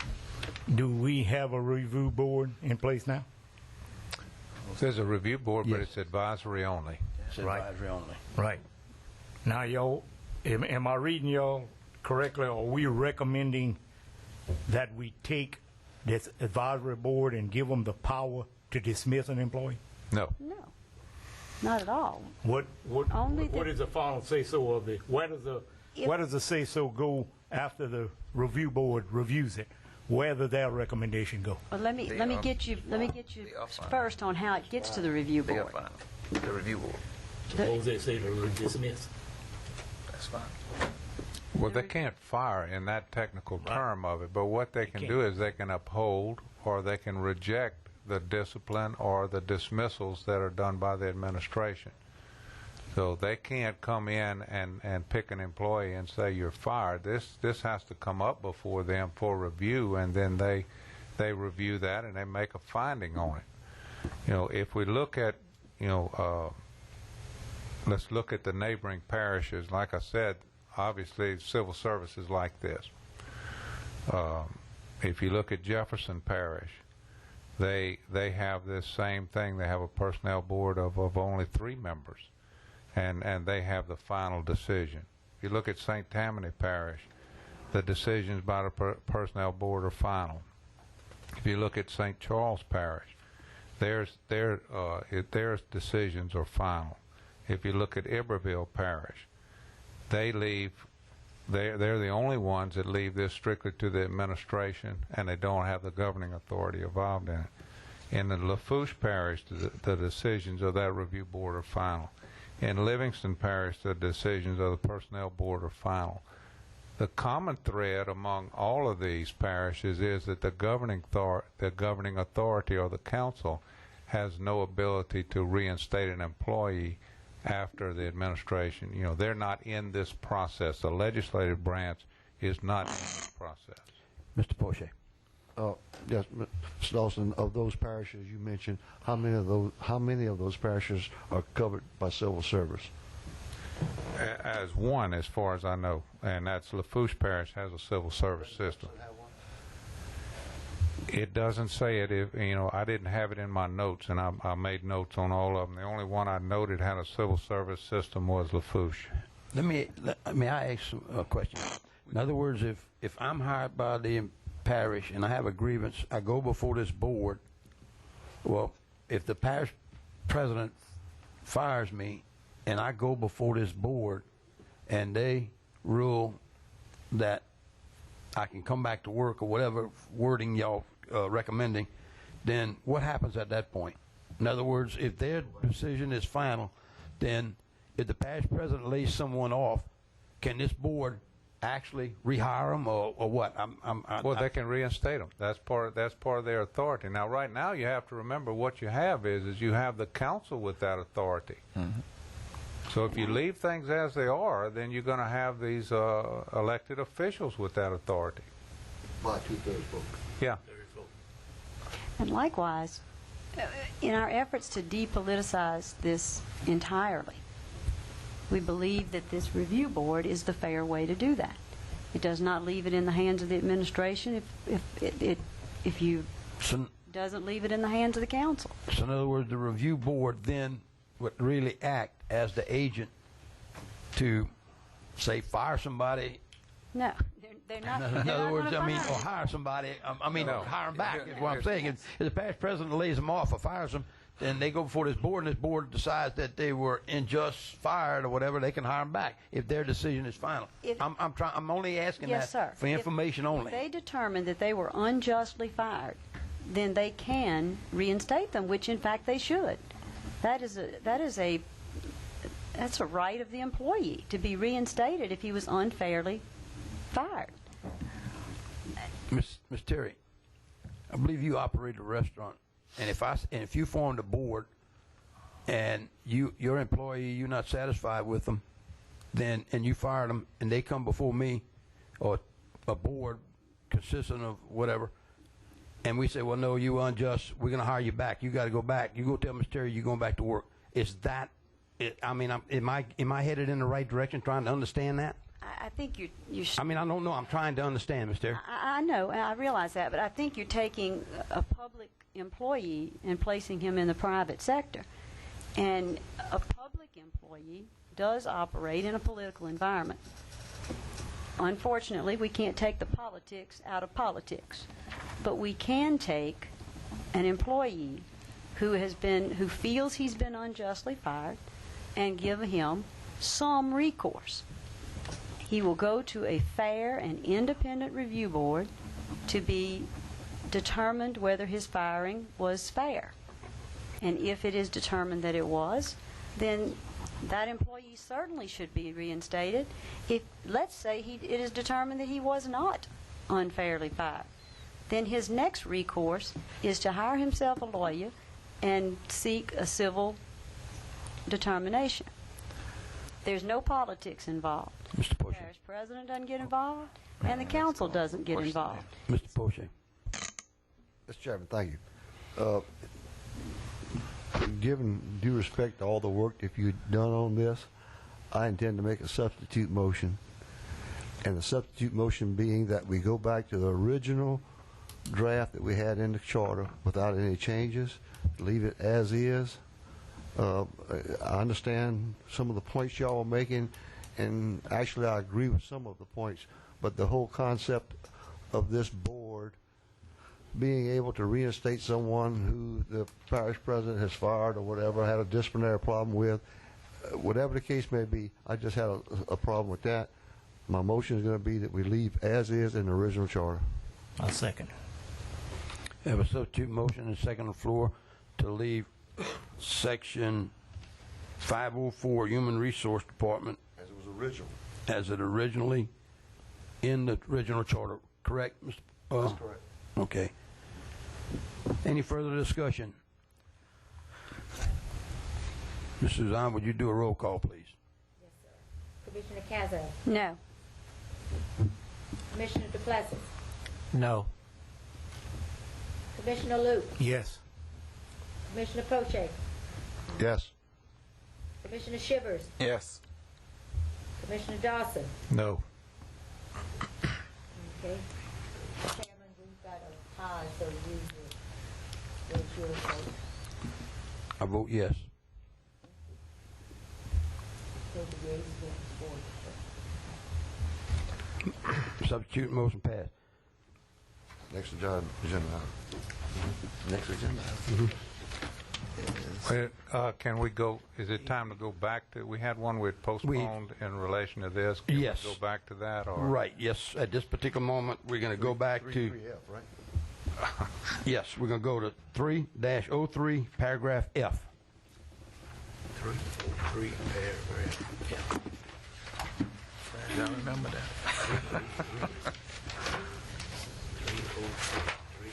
303, paragraph. A, B, C, D, E. Open for discussion. Got that yet.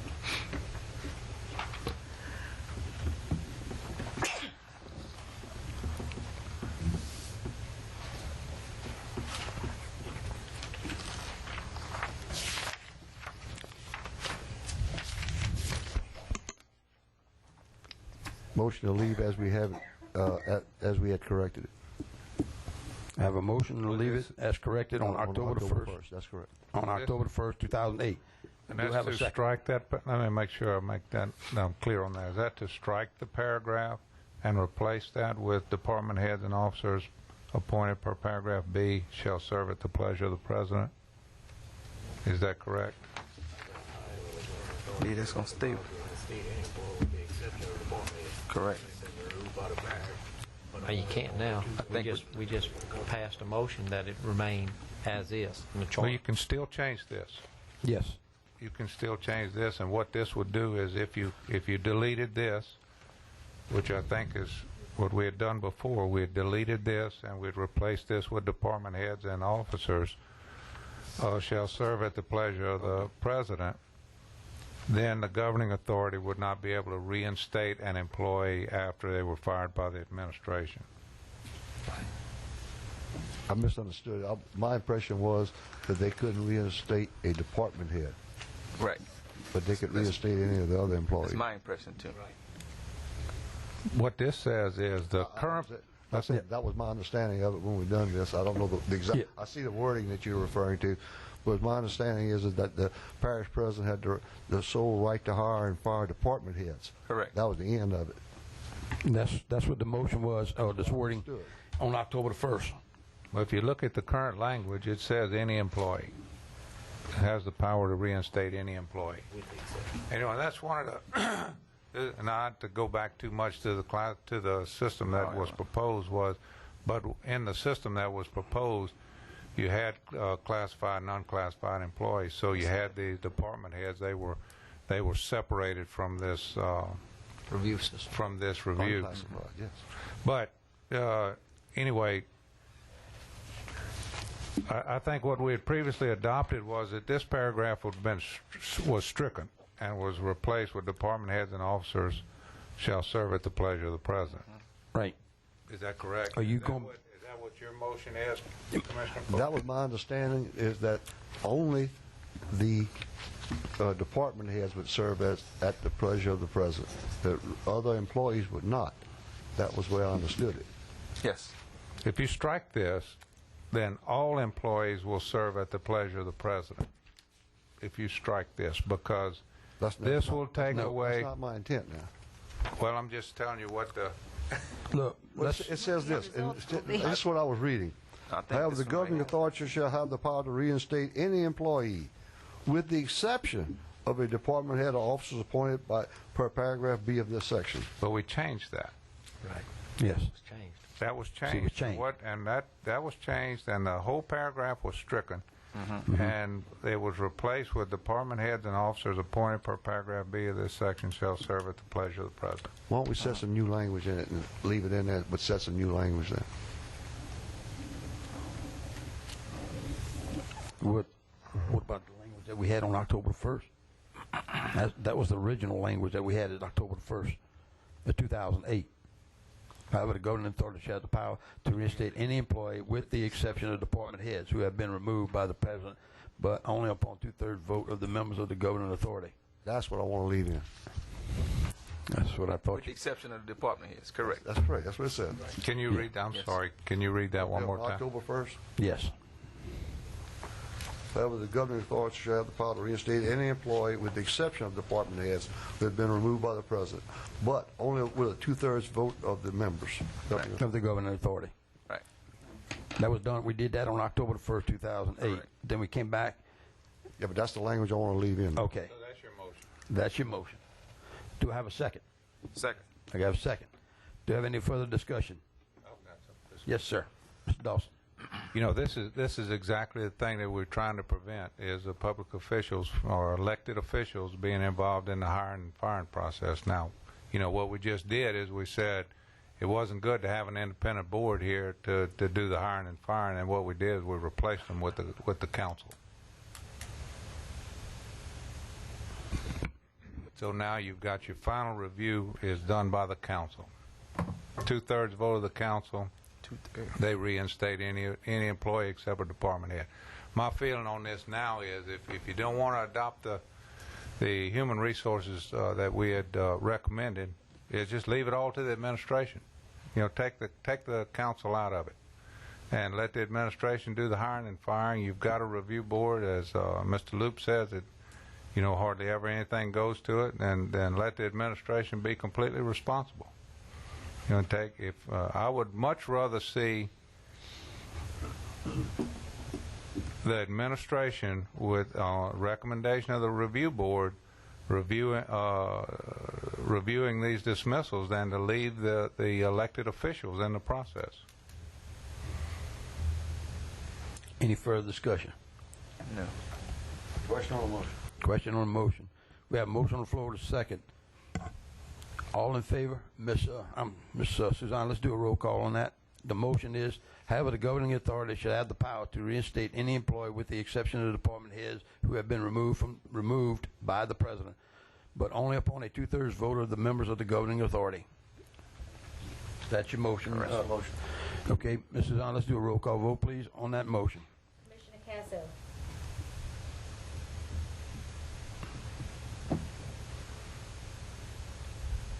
I'm afraid I'm terribly caught, because I don't know, are we striking the language on the department heads? I mean, what is the status of department heads going to be here? They work for the parish president. He can get rid of them when he gets ready. You're right. No, but they're going to leave the council in here to reinstate any employee. The only change, With the With the exception of. With the with the exception of a department head. So the only change to this is that they won't be able to reinstate a department head, but they'll be able to reinstate any other employee on a 2/3 vote. So it's just inserting this language to remove department heads from this. And did you say only department heads? Was that the motion? Yes, with the exception of a department head. You know, I'd like to say at this time that, you know, what about your chief financial officer? What about your chief administrative officer? You know, you're leaving them under this gun, too. Let's see, we have a roll call vote. Ms. Suzanne, please. Commissioner Casso. No. Hey, Commissioner DePlessis. No. Commissioner Luke. Yes. Commissioner Poche. Yes. Commissioner Shivers. Yes. And Commissioner Dawson. No. We've got a 3-3 vote. Chairman Kulak. Put him on the I vote for the motion. So the motion is 4-3. All right. Now we go back. Where we at now? Our next item on our agenda will be section 602, paragraph C, items 2 and 3.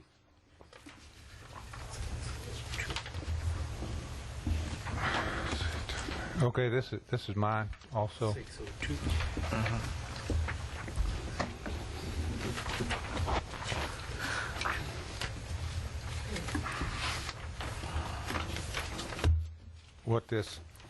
The intent of this is to not read an ordinance in its entirety at the council meeting.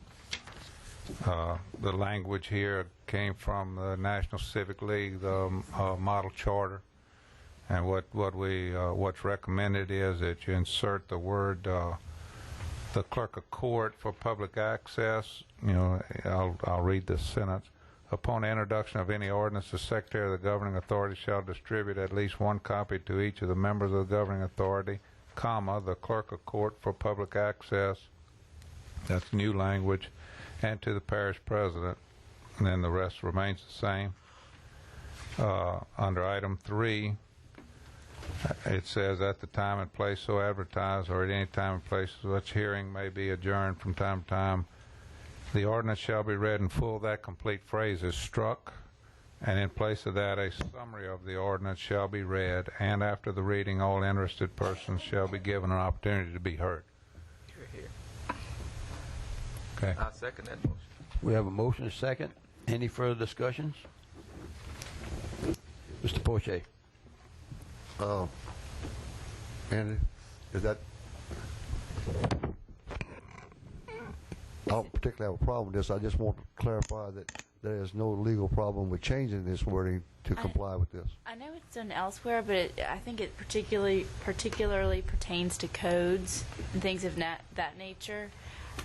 From a practical standpoint, usually we don't have very, very long ordinances. Occasionally there'll be a lengthy property description, but again, that's your decision. I can research it, but again, I do think other parishes have this in place where you can just read a summary. This is policy in other decision. parishes. It's also the National Civic League recommended this exact wording. I don't have a problem. I just want to be sure that... No, I'm just saying the This is just a shorter form of reading an ordinance, right, Mr. Dawson? Of posting and reading an ordinance? Yes. But you read the summary rather than the entire ordinance. Okay, because the parish president had asked that we do something with that. At the clerk of court, Yeah. that's correct. And it has to be advertised in the paper. But none of that changes. None of that change. You offering that as a motion, Mr. Dawson? Yes. Commissioner Dawson? Do I have a second? Mr. Charles? Roll call vote. Chairman, may I interject? Yes, ma'am. The open meetings law, state law, requires the parish to post meetings where they occur. So we're already posting in several places at the principal business office and here at the court. I don't know that you want to add the clerk of court as well, because state law does cover this, but that's just for you to decide. That would be just adding some more work to the right. parish, right? We post at the White House, we post here, and we post in Donaldsonville. And that is, we're complying with law at that point. Yes. At the place where the meeting occurs. Yes, ma'am. Mr. Poche. Wait, what? I'm sorry. Go ahead. Mr. Dawson. Yeah, again, this is language that I didn't make up, but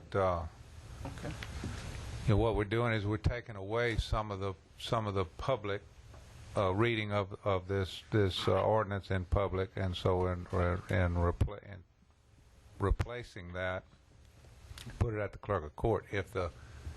If the council and everybody is happy that the public can access this at the current places, I don't have a problem with not an extra posting, but I want to be very careful that the public still has access to this entire document before it comes up. Ms. Lindsay, may I ask you a question? How long have we been posting for minutes and for meetings and stuff in the parish? Yeah. Have we ever had any problems or any kind of repercussions of not having enough areas where it's posted? No, but what we are required by law to post is the notice of the meeting and the agenda. Right. We typically don't post the ordinances in full, but we do have copies available. Or if someone has an email, we can email them a copy of the ordinance if there's a request. So we try to be accommodating. So where does the public where does the public get the entire document or The entire ordinance? Yes. From the council secretary's office. So then that's available to anybody that wants it. Is that correct? Yes. And we try to post these things on our website as well, so they're available to the public. Mr. Poche. Mr. Dawson, I think that it's probably more accessible there than it would be at the clerk of court's office. Rarely, because of the fact that we've been doing this for so long, very few people would know to go to the clerk of court's office to do it, but they do know to go to the parish to get their copies of anything. So if the motion is still in my hands? Yes, sir, it is. Yes, sir. I will strike the clerk of court for public access, and the rest of it to remain the same. Yeah. Second. Everybody's happy with it? Yes. Here we go. All right, Ms. Suzanne, let's do a roll call on that, please. Commissioner Cazzo? Yes. Is that a yes? Yes. Commissioner DePlacis? Yes. Commissioner Luke? Yes. Commissioner Poche? A clarification, we just on 2, or are we taking 2 and 3? Well, we did 2 and 3. He called them out, so I read them. But So we don't have any changes to 2 actually Yeah. now. So there are no changes to 2. Right. There's only a change to 3. Right. that's why I want it clarified in the motion. Right. Thank you. My vote is yes. Commissioner Shivers? Yes. Commissioner Dawson? Yes. Unanimously passes. Motion passed. Next item on the agenda is section 6-04. Open for discussion. 604. 604. I hate to dominate that. Again, this is guess who this is. Anyway, we had talked about this, I think, earlier, and this is just a clarification under the emergency ordinances, and to add a sentence at the end that says every emergency ordinance shall contain a specific statement of the emergency claimed. Again, if you go to all the other neighboring parishes, they all have this language in them. And I offer that as a motion, to add that to the last paragraph. So Do I have a second? Second. Have a second. Any discussion on the motion? Question on the motion. Question on the motion. Ms. Suzanne, please do a roll call. Commissioner Cazzo? Yes. Commissioner DePlacis? Yes. Commissioner Luke? Yes. Commissioner Poche? Yes. Commissioner Shivers? yes. And Commissioner Dawson? Yes. Motion passed. Next item on the agenda is going to be section 6-05. Signing.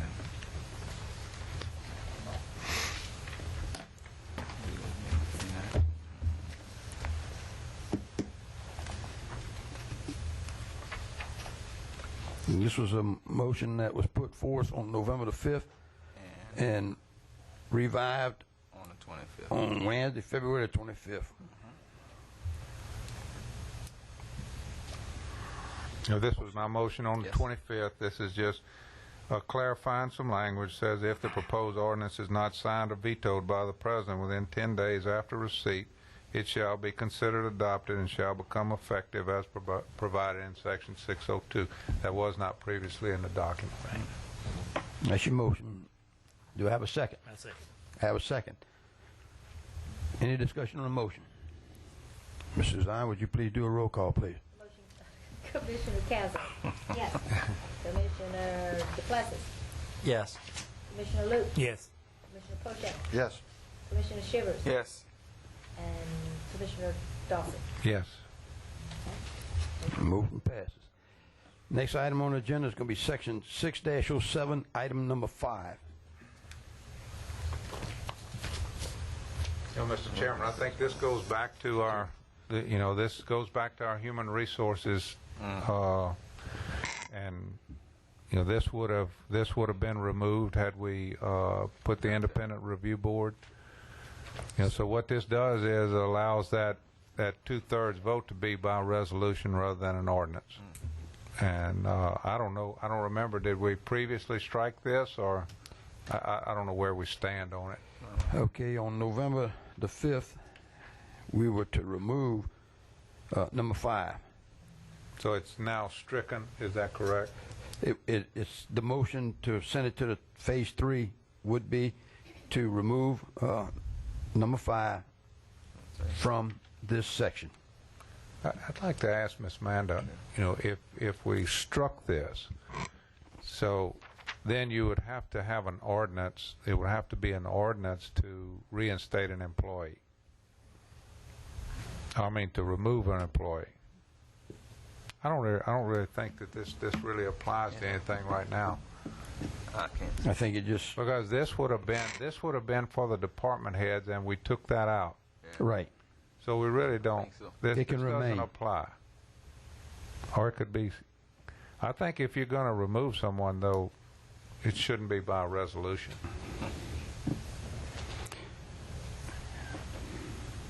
Do we have any further discussion on this item? So I'll move that it remain as it was modified, which is to strike that from the.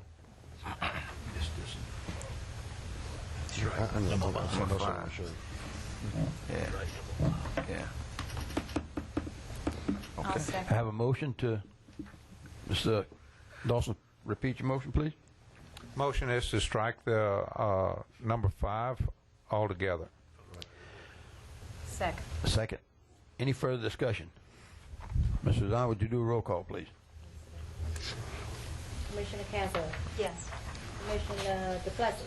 Yes. Commissioner Luke. Yes. Commissioner Poche. Yes. Commissioner Shivers. Yes. Commissioner Dawson. Yes.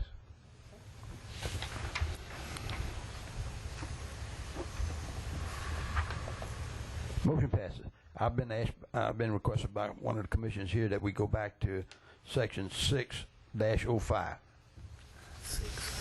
Mr. Poche. Yeah. Section 605, this is the signing of an ordinance.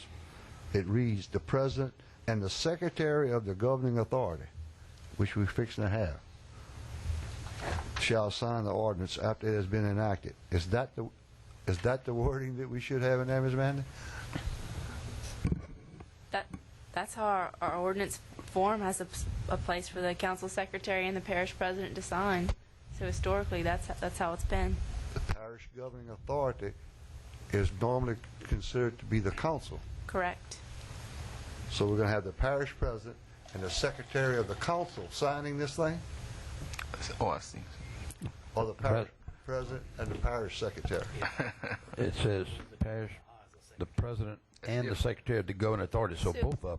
You all have created these two positions, the parish secretary and the And- council secretary. That's right. Who will be sitting up here? The council secretary. Council secretary for council meetings. I think the council secretary then should sign the ordinance, having been involved in the meeting, maybe helped in the preparation. I mean, because now you're going to have the parish secretary is just going to be an administrative branch, so you're not really any different, the parish president signing it or the parish secretary, because they're both in the same branch. Right. So this, I think, was intended that if you had a secretary of the governing authority, so you have it signed by the legislative branch as a secretary, and then it goes over to the administrative branch. President. I just read it differently than that. Well, maybe I missed it. Because at the time we did this, we didn't even have a council secretary. That's right. Okay. It just seems to me that it should be the council secretary should not be the one to sign this. It should be the parish secretary to sign it. I don't know if that's accurate. I'm just telling you that's my opinion. It should be the parish Ms. secretary Manda, to sign it. would you elaborate a little bit more on this particular subject? That should be the council chairman and the president, so that You all can do what you want. I think it's fine as it is, personally, but the decision is up to you all. Either one would be legal. Yeah. Okay. It's not clear with this which one we're referring to. And I think it should be specifically clear which one we're talking about. Now, which portion we talking about, Mr. Poche? November the 5th or Wednesday, February November 20th? the 5th. November the 5th? Parish president, the secretary of the governing authority. Yeah. That is a difference. Yeah, there's two different, the parish president and the secretary of the governing authority. There's two different people.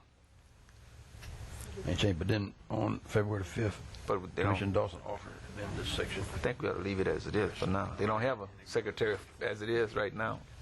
So if you don't have a council secretary, then this reverts over to the parish secretary. What they've been Once you doing. have if you have a council secretary, that person would assume these duties. Correct. That's I would think, Yeah. yes. The parish president, yeah, the parish secretary of the governing authority. The governing authority shall sign each ordinance after it has been enacted. All right, let's move on. I think. Mr. Poche, you got any, we discussing it, or do you offer any motion? I'm not offering a motion. I just don't agree with the whole concept. Okay, let's go to the next item. Next item will be section 7-04. Okay. Did we vote on this one? Yeah, well, he was just, No, he, he just brought up he was just questioning, there was no motion, Mr. I have a question, but and maybe y'all just lost me somewhere, but back in 501, 501. and I hate to throw y'all way back there, so I apologize, but I want, for clarity in my own mind, paragraph A, we had, my understanding was that paragraph A needed to move, and I don't recall doing a vote on that. Paragraph 8 did not move, but what we did is when we adopted these council employees, we put that as a duty. If the council hires a secretary, that person will assume these duties of 5-018. Right. So we have to leave it in both places in the event that they don't hire. Well, that's what that was the idea. The idea, right. All right, I'm clear then. You clear? I wanted to be clear. Okay, we're going to go to section 704.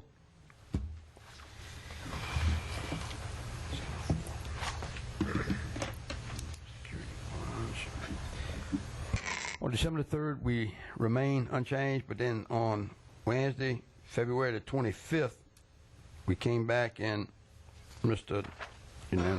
Dawson offered that motion, and it was passed. Yeah, this is just changing this wording, which we felt was vague, having financial responsibility and put in place that designated by the council. Yes. You know, this is also consistent with 4-16, which says the governing authority shall set the bonds for the treasurer and anyone else that deems necessary. So those makes those two sections consistent. Right. And I think, question on the motion, I'm going to sneak in a few words here, Mr. Poche. I think Ms. Mann, the question that we made, that y'all had ran into some problems on that in the past. Yes. Thank you. Question on the motion. Ms. Suzanne, would you please do a roll call? Commissioner Cazzo, Yes. Commissioner DePlessis, Yes. Commissioner Luke, Yes. Commissioner Poche, Yes. Commissioner Shivers, Yes. and Commissioner Dawson. Yes. Motion passed. Next item on the agenda will be section 8-01. That was put before the commission and ratified on October the 1st. That the parish secretary rather than secretary. I make that motion. Motion made. Second. Second. Ms. Suzanne, would you do a roll call, please? Commissioner Cazzo, Yes. Commissioner DePlessis, Yes. Commissioner Luke, Yes. Commissioner Poche, Yes. Commissioner Shivers, Yes. and Commissioner Dawson. Yes. Motion passed. Next item will be section 8-08. I'm going to let Mr. Bill take care of that. Okay, they had this, 8-08 had this very elaborate description of what an official journal was, and if you look at every other charter around here, they don't have this.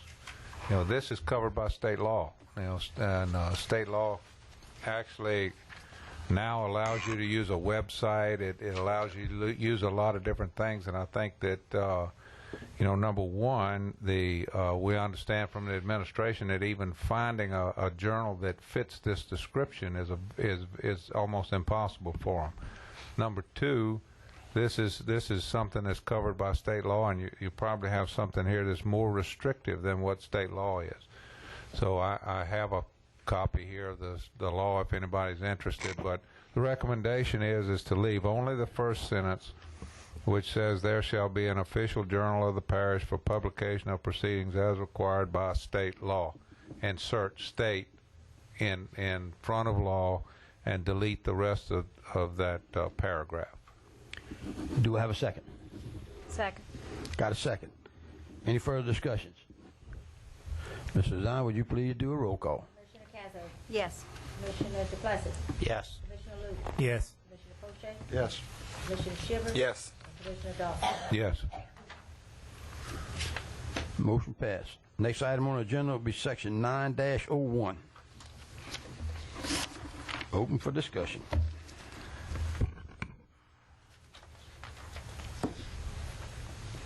On December the 3rd, we had a mandated review of the Home Rule Charter, but we came back with a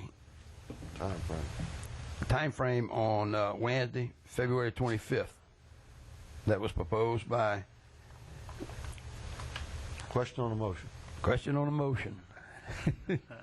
Motion is to accept as is. The motion is to accept as is. Change. As it changed. As has been changed on February the 25th. Correct. Mrs. Zahn, would you do a roll call, please? That'll be for a review every 10 years. 10 years, yeah. Commissioner Closes Evans? the book. Yes. That's the wording. And Commissioner Pleasant? No. Commissioner Luke? Yes. Commissioner Poche? Yes. Commissioner Shivers? Yes. Commissioner Dawson? Yes. I have someone that wants to like to speak on Section 903, elections. Ms. Catherine? Oh, got a 903. Yes, thank you. In your meeting, I think it was December 3rd, this item was addressed. Mr. Stewart you said he tendered a motion in your minutes related to elections, and we discussed it under another article, but he asked that it be placed at 9:03. And this was the concern that I had, and you discussed it and shared the same concern, that when a change to the charter is made, proposed, let's put it this way, proposed by the council, that when it's voted on by the people, that it isn't just placed in the office of the secretary or in the journal, that it's also placed in its entirety on the ballot. Now, you may not want to do that at that time, Mark, and I've got the minutes here of December 3rd, and it said that Commissioner Stewart tendered the motion, and any change to the home rule charter be stated in its entirety on the ballot per legal counsel direction, and Commissioner Shivers seconded the motion, and the Home Rule Charter Commission collectively agreed. Okay. That was done on December 3rd. My main concern on this is that the public, who doesn't always get the newspaper, and sometimes when they get it, they don't read it, would have full information before them when they vote. Because as it's in the charter, basically you say, do you agree that the charter changes should be made? Yes? No. That's it. The other thing I think you should consider on here, and you have a substantial number of items that you're going to present to the council. Okay? And I doubt they're going to receive all of them and put them on the ballot. But should they put them on the ballot, I think it is more likely that some of them would be voted favorably if you did not put them in one lump package. Because most, and I don't know if most voters are like me, but I'm going to look at the package, and if there's 4 in the package that I like and 6 that I don't like, I'm going to vote no. I'm going to have to vote no on the 4 that I like because I don't like the other 6.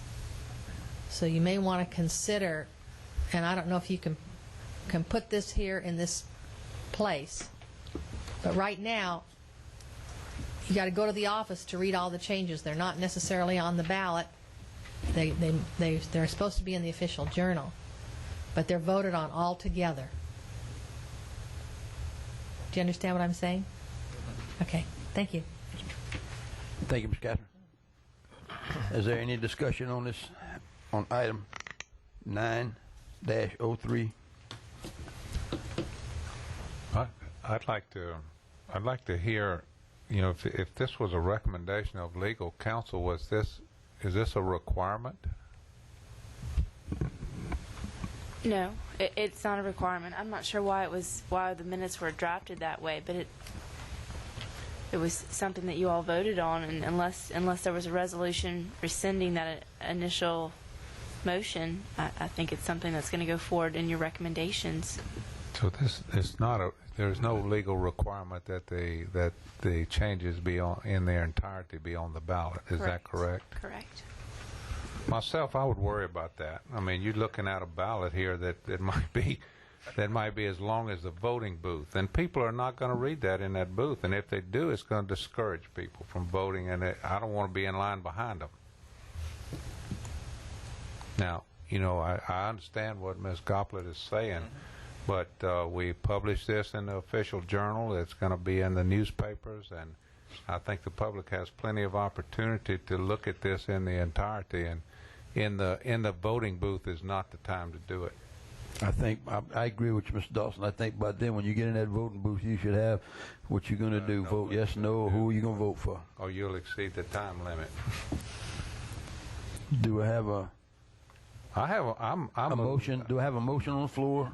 I move that we leave 903 as it is. Do I have a second? Second. Have a second. Any further discussion? No. Mrs. Zahn, would you do a roll call, please? Commissioner Cazzo, Yes. Commissioner DePlessis, No. Commissioner Luke, No. Commissioner Poche, No. Commissioner Shivers, Yes. Commissioner Dawson, Yes. Chairman Kulak, you have 3 for, 3 yeas and 3 nays. I vote for leaving it like it is. So be it. That's all right. I move to adjourn. I don't. Oh, I'm not going to take that motion. I'm not going to take that motion. I want to take just 5 seconds to. This commission now has come to an end. We haven't voted on a bunch of stuff. We haven't voted on a lot of stuff. What you mean a lot of stuff? I don't know about that. Everything that we had said to leave unchanged, we have not voted on. Now we need to make that. I think we need to make that general motion that anything that's not unchanged. I thought we did discuss that. We talked we about did it, that. but we didn't make the motion. There was no motion. We discussed it, but we didn't make a motion. Okay, then before we adjourn, would somebody please make a motion that anything that was unchanged that will remain? Remain. I'll make that motion. Do I have a second? I second. Do I have a roll call, Miss Suzanne? Mr. Chairman, Yes, sir. you indicated earlier that if we had one in this group, that you would offer us the opportunity to bring that subject matter up. If it's on the agenda. It's not. If it's not on the agenda, we can't bring it up. Are we voting on all of them? Unchanged.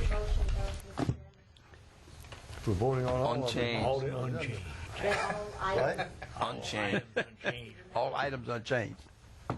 Well, this is an unchanged item, so that's an agenda I item, think we right? need to vote on those that we didn't change. No, the ordinance said we do not have to vote on. The ordinance says that we only have to vote on those items that we recommend as a change. That's the ordinance. So we don't need to vote on that at all. I want to thank each and every one of you commissioners here. I appreciate it. The commission is finished. We will take this report, and legal and secretary will put it together, and we plan on giving it to the parish on the second meeting of April at this facility.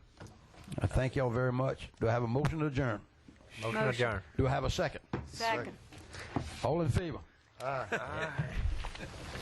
Well. Why don't we all try to attend?